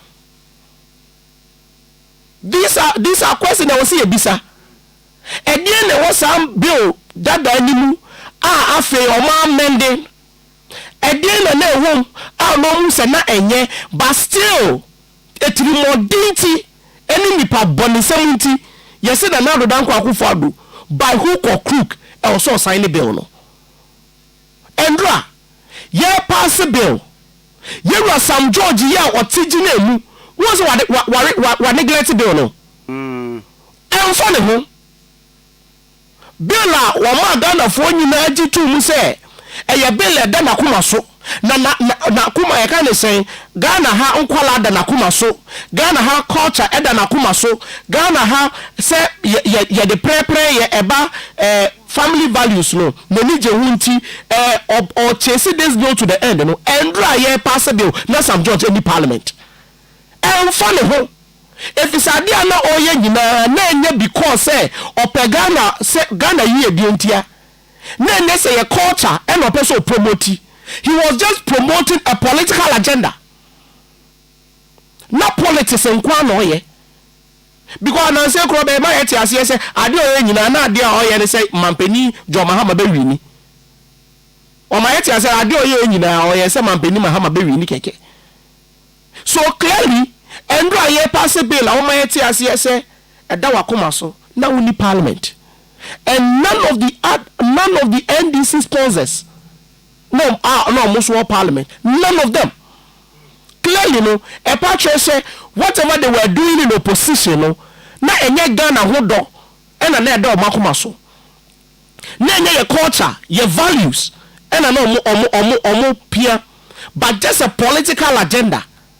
And yes, a bill has been passed now so I was say Ghana ni bia ti ase bill na komo pese ye wa na da kwa kufa do sign no enya sa bill na omo pass endra omo yi nyoma bebre efrim nyoma bebre efrim omo yi nyoma bebre efrim omo se bill on be omo de komo wampani se on sign no e bill a eni se e bill a eni nsa e bill a eni nan amna wanya bia kenkan oh se e wa ha ene enyoma omo yi free mu we exceptions are omo ye the issue no about exception no okay because okay say why exempt publications why exempt BBC publication no chrono bad there then people can still make some publication about it and go scot free okay And I wish baby so about legal representation. That the old bill no. Na patch say na ka wo so munya legal representation. So if that's the case, when you say Bagana Yambre Mua, we cry Gana Yambra, globally, you say everyone is presumed to be innocent until proven guilty. And everybody is also entitled to legal representation. So adding to the what the previous bill nimu. Was it deliberate? No, was it deliberate? Was it extreme? Was it a kind of say nkrofo mo ya ade omuni ma ne hodo ana o kai say Sam George be ka kire Sam George ya assembly ekọ ekra no o be ka kire say the bill na na da kwa fa na ka ombe so mo de command no the same bill Kenya apase south here with the former Etiena Kenya passe the omo ye ya ne say omo se san Ghana no to Kenya and na date e also no omo se san ya asa but the bill na na da kwa no mo person pass no that same bill Kenya pass no alteration. That's what he said.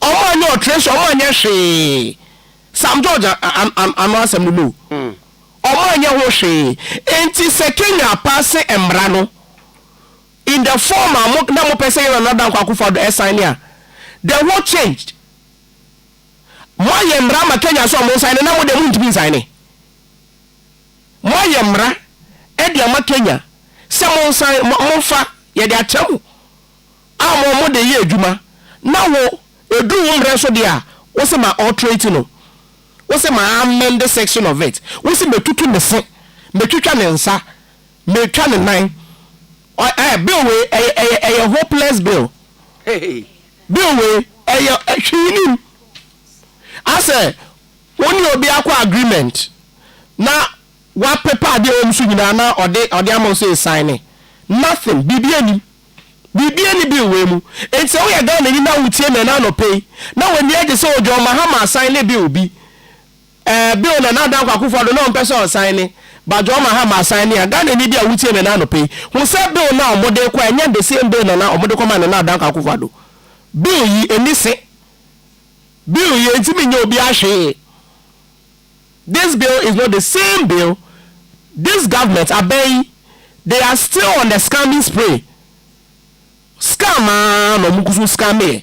It's the latest scam from this particular government. LGBTQ bill. The latest scam. Oh, they are scamming Ghana for. But because they know, say, people won't have the luxury of time to go deep into it in Inti. Let's go. That's what they are doing now. That's all. So yes, Parliament has passed the bill, but this bill is toothless. The real reason why I person you clamp it down onto and if you amendment be my ya tete years and also because demo ya so first 2 years after the about there is between I think 2 months to 5 years or 3 years thereabout. Now, but initially, no, not a was true. So, and these are the same sponsors. So, these are the same sponsors. So, what has changed? That's the question. What has changed? What has changed? But when ended the hypocrisy of the NDC, hypocrisy of the NDC. Sometimes say Ghana, ya maya ho kwan. Am I dear one question baby saying the all ya and say yes, scammy Ghana for yes, scammy Ghana for yes, scammy Ghana for. That's what they are good at now, to scam Ghanaians. It will tear ya nano payer Ghana ni yes, Parliament a pass a bill, but sa bill no anything I be bite.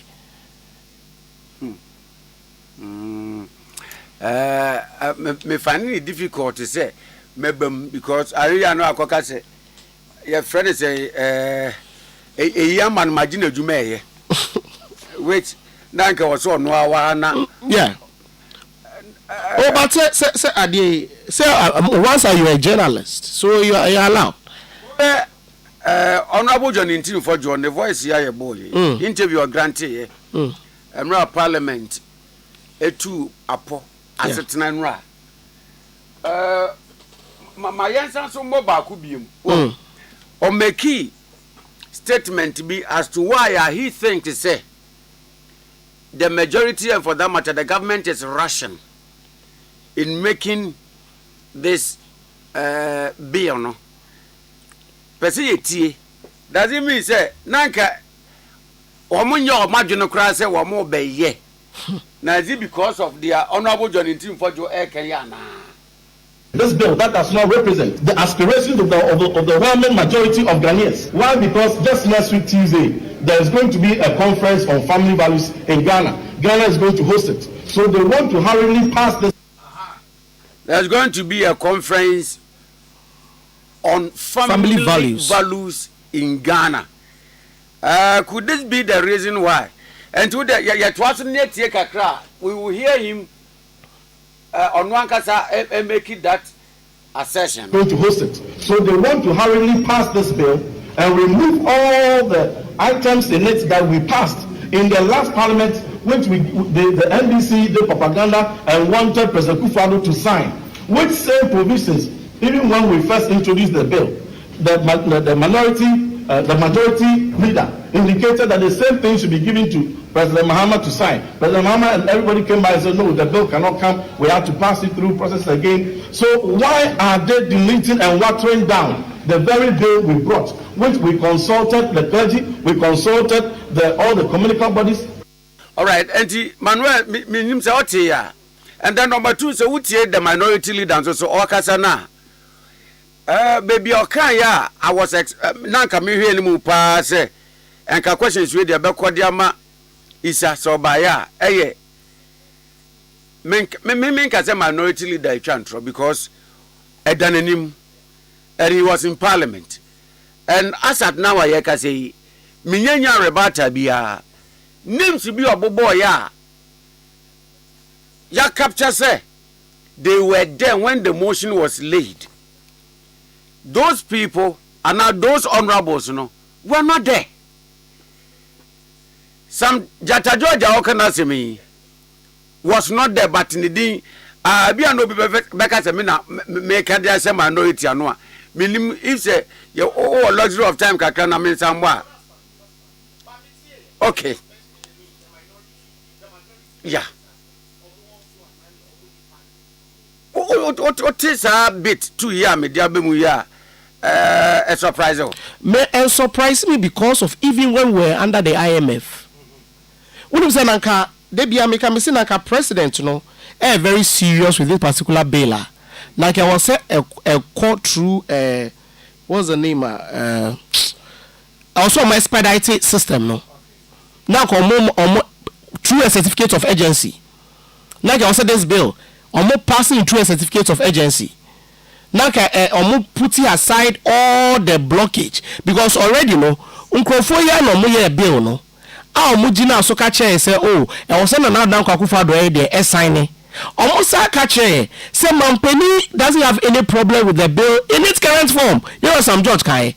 It's not me expect to say bill no kran come be pass no in terms of somewhere last year latest by March crowd there na can say come pass bill no. But now they were buying time. No more time because they were under the IMF. They didn't want to pass this particular bill. Number cause any issue with the IMF. It's when we exited the IMF, by all means they will still do business with the outside world, with Europe funding Crawford. It's outside they have to water it. They have to water it. Now bill no enjojo. So now people can still make publication about it and speak about it and still promote it. See. Yes. If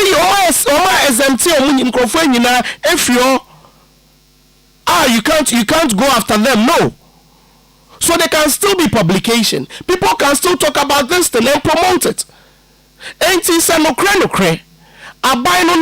he's very serious about this bill. The question is, why is it say possibly all the sponsored from the majority side no money parliament? Why? Now a very good reason be na no one person mo associate you no one person omo to so abana no person a capture say oh you're too in favor of it and you see what did I need to know is so many people don't even support the idea say about possibility. It's now and how many members of parliament are not more parliament? How many MPs are not more parliament? I think it was almost 34. They're about. Look at minority leader now knew.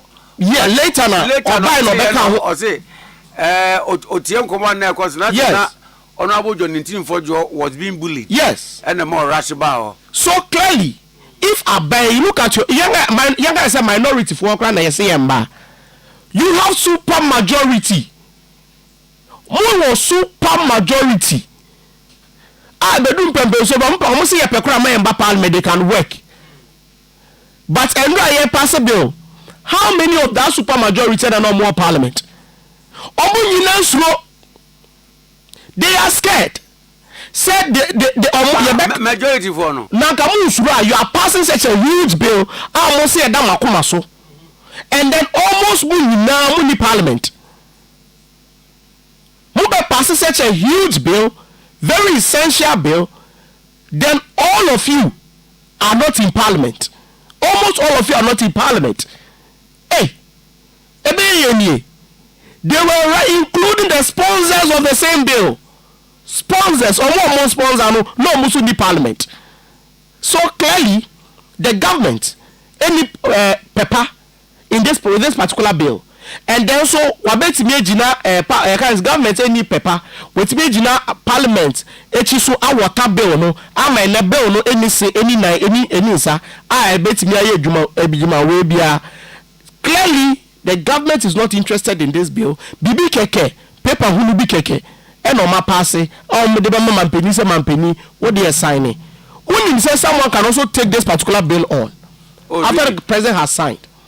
Yes. And the argument will be say can you say at the oka eba bebre o mine no because we share Ghana yemre mu a we share can you say I think article 106 we can between article 106 and article 108 say what the bill equal parliament through private members are and what say at the oka eden eto o mine so. All right. If it's private members bill and nothing that Richard Sky at the court no the other time that was one of the way and now or relief and now open but judgmental Supreme Court at the man say once the bill has not been assented by the as a president assent and I say on funny san shasia embed name right embed an enactment here.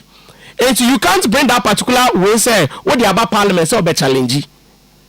So the court didn't just brush away so this case can obey that issue again the court. Self-fair assigning Moshe now there will be financial implication on the states on the consolidated fund and the cabaret because when you say part of it when someone is being arrested obeko enipa kwani ko dem so a abai na beto aduane ne ho kro ne be ye de ede amano so that's a say ban so a ede bebre oman no who shouldn't be so even after the president has assented someone can also pick it up not their court enunti eno mampeni kura from the also catch say obey no government sponsored that's why from the also mampeni can obey government sponsored the thing has gone to parliament through the private members. It has been passed, but let's see how things unfold. For me, the media can say buy no any paper, even the sponsored from the majority side or muni paper. It's in Andra. Yeah, pass here. No muni na nyede. No muni na in the parliament. No. Manuel Medasha no pay. And then thank you for coming. Now what wapa ma semnia penny in your gubre. Minimum that where the parting comment na you know as in for taking time off your busy schedule to be with us this morning. The Mimaka na mede the whole conversation abewi and say yes I buy a pass bill and draw. But what we need to understand is bill and draw I buy pass bill enye die na kompesa na da Akufo-Addo e pass. This bill has been watered down. She knew bill na hata eni se I beka to say the previous one na omo pesa e die eye no.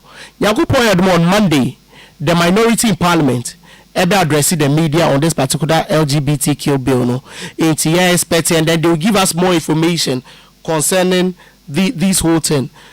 Yes, John Dramani Mahama scam here 2020 because there are some other Americans as a minister. Usha Bosha Mampeni share Bosha Mampeni share no fee stress. That's how kind no fee stress. Yeah. What kind 24-hour economy? Akosi say. When you say Obi market. Thank you. Obi how many market? 261 markets. And a person see. When you say Mampeni like a chair say be nyanse nim. Say we are buying usi 111 hospital at a go. Say okay. Mampeni say nyanse nim. Say ubesi 111 hospitals at a go. But and the same president want to build 261 markets across Ghana. Even places are markets or obesosi markets. And then you ask yourself, say, how would they run that particular market? How? Is it so be pa? Na about 2 was my parking in your money in free market or be for so and is that how they will be running it? And then how can you run 24-hour market at a place we say be free Nima market? By 7 no be up will be a kwakwada. And how are you going to run 24-hour markets there? The anti-markets it exposes the government. But anonymous say even the free the 24-hour economy secretariat only so 1.5 p.m. Nana when you say 24-hour economy secretariat 1.5 p.m. Sir. 24-hour economy secretariat. Hey. 1.5 p.m. Say enyamba full band NBA. Obi also making sure say 24-hour economy ya rolling you know. Every day be 1.5 p.m. They don't go beyond 5 p.m. They don't even do 24 hours.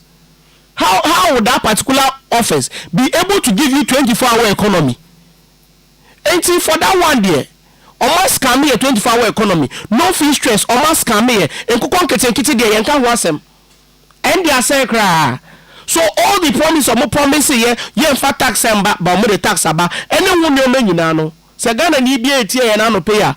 Always a binance scam me, but any that's all. Any that's all. You are Dr. Alhaji Mahmoud Baumia. Yakupo ya domain MPP to Aba. Ya man as our flag bearer. Ghana we have the second chance. See a better Aba. Ediama Mampenia or bedroom mine ho. Obia oye very creative and innovative. Obia ohu asema and answer issue biba. Now what Timia settle no there and then. When say there was a timer because of Dr. Alhaji Mahmoud Baumia, the office of the vice president became a problem-solving office. It got to a time in this country between 2017 to 2024, the office of the vice president became a problem-solving office, and then a power distribution center. And then the office of the vice president a power distributing center. And when they supply sanitary pads, a 2-year sanitary pad that baby Albania no do at vice president office. Those are pro. I say you two, and when you two cotton. This is how the office of the vice president has been reduced to 0. And see, we are going to need the vice president who brought or did mobile money into probability buyer, the vice president or did gold for oil buyer, vice president or did gold purchasing program buyer, vice president or did one constituency, one ambulance buyer, vice president Ghana card and then so be to Ghana card even over 1,000 interchanges NDC for three no and then more than stone at the man say last time your whole NIA so about 1,000 no say Ghana card and over 44,000 airport to say they gave a particular number. I've forgotten that particular number. Say can say we are saying for Bebria airports Ghana card omojitum. The Ghana card has become the backbone of this country. And then Abua ama corruption one way or the other etu ajojo I can't say ajojo abrasi. This is the man that MPP Nyankupo Yadma 2028 year presented Ade Amamo. Why bida as vice president in Nyankupo Yadum 2028 yenya sa opportunity ni biema yemfa on my Ghana emfa share same because ono enebu Ghana for ono enebu aso for ono enebu imam to the extent say onti aso for any imam for ntna say entwa montro enscam omo. He is a man of integrity. He's a man or very honest or kind of clear. Okay, so Bekache and say haptel nedia meboa say we are Sami Jemfia Bekache and say haptel and then scout betray bia mufie here no beka say uto lighter a percentage of it goes to the vice president. Omoba be mu no it shall show say entro enti we kwa ma wo say NDC ni bia betina fidie bia so e ka say bia entro because if the communication director and you're full of lies and deceit, how much more omo was here? Because they are not doing any they are not ebekano and medical various radio stations and TV stations. And when you hear any NDC communicator saying something, because if the communication director, it's me control say how much more the other communicators. You know, Yankupo Yadma 2028. The mistakes that we did in 2024, we sure that we will right our wrongs. May I say?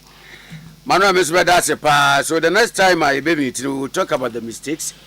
The one may na measures are mitigating mistakes. Sure. Every okay na yabon komo. But I know the only say mitigation be brave 2024 manifesto anymore. 24 manifesto and this year omutimi kofa e di bu mine na be bo omo. A solution. Just omunya ho brase so mo beye ba omunya ho brase e kofa MPP ye 2024 manifesto na omo free MPP fo ni bi SCK for advice e my mo some level of consultation oh ye do mine no MPP ye do mine pa send your mine sinki sesia no ye mpene sa enti if NDC omo pese omo de mine ko gina baby na ejina se ye free so a they should just pick the MPP manifesto. They should come to us for advice and consultation. And we are open to assist them govern the country. Free of charge. No, because baby, on my dream there. I just say yame. But that's it. So me that's. All right. So anopay, yabon komo bebre. We began the conversation with Dr. Philip Siankisi. Dr. Philip Siankisi, a lecturer. And the doctor no enye honorary doctor wako school kobo PhD our traditional University of Education Winneba or your family secretary de ma eduana royal family ewo esumnya ya papa apostle professor Kojo Safo Kantanka emeritus neye or your co-chair person. Yana na bonkoma no pay na a follow up to Enra former Kwabenya Domi Kwabenya MP Sarah Joasafo press conference announcing the new date for the funeral. And no one come on and Dr. Philip Siankisi boy no the family need 25th June. And na wo munimo a wo maye ho hyehyeye nyina.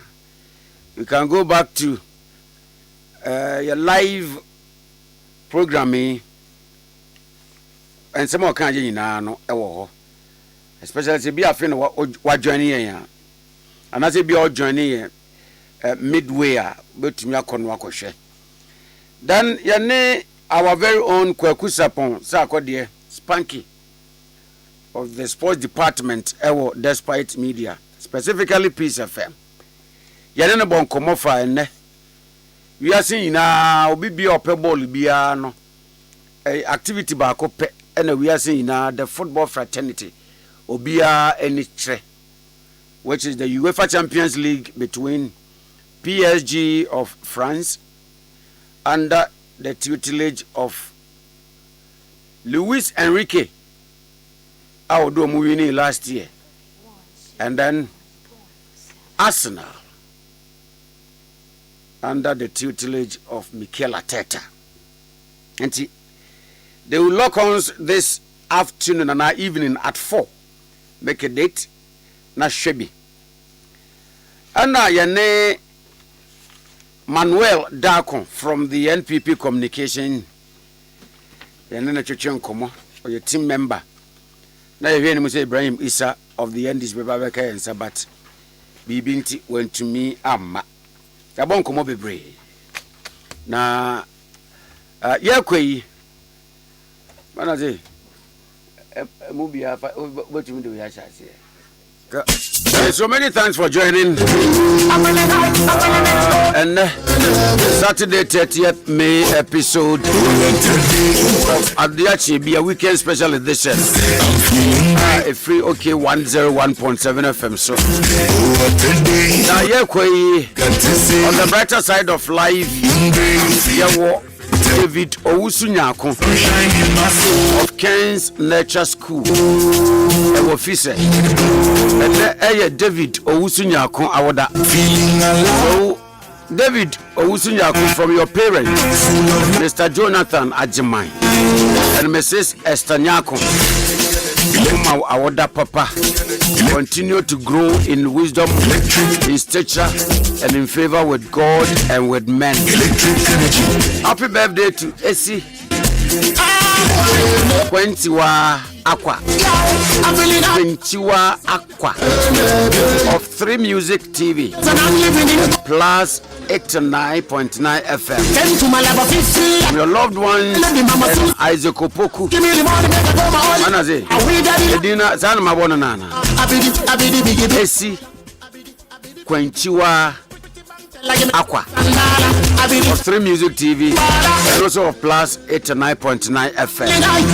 Wonderful ina and Isaac Opoku and Akabuma Wamuma Awoda Pay. Wishing you God's blessings, His favor, and above all His grace for you to live a fulfilled life. Still,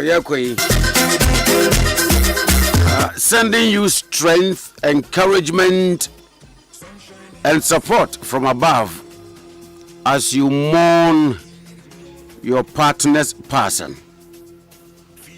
May the memories of the beautiful moment you two shared bring you some comfort during this heartbreaking time.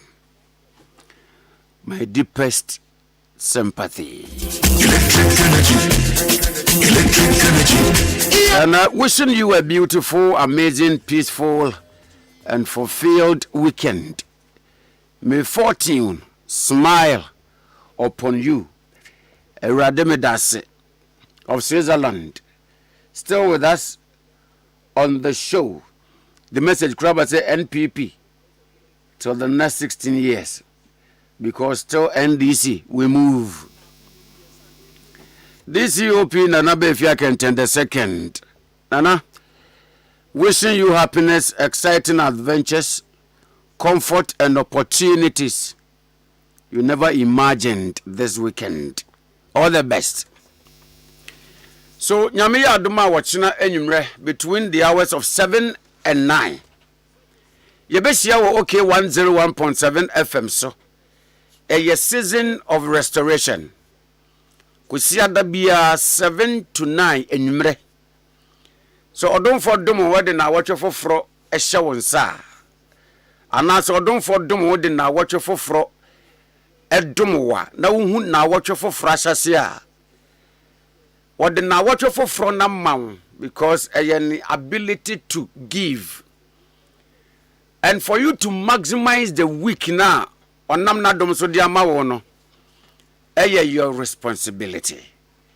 And until yeshia was season of restoration so 7 to 9 kwisia da nwumre na yetu ye ho yadwuma yesika sem ya pomuden ekwanya ye betu na wotwene mu yade nyina ne adofo nyina ene ye bibia wa endeavors ne de ahye obade a wadom yen na wotwe no said ya be ya na watching be wie edi ama yen e wade nyinaa mu.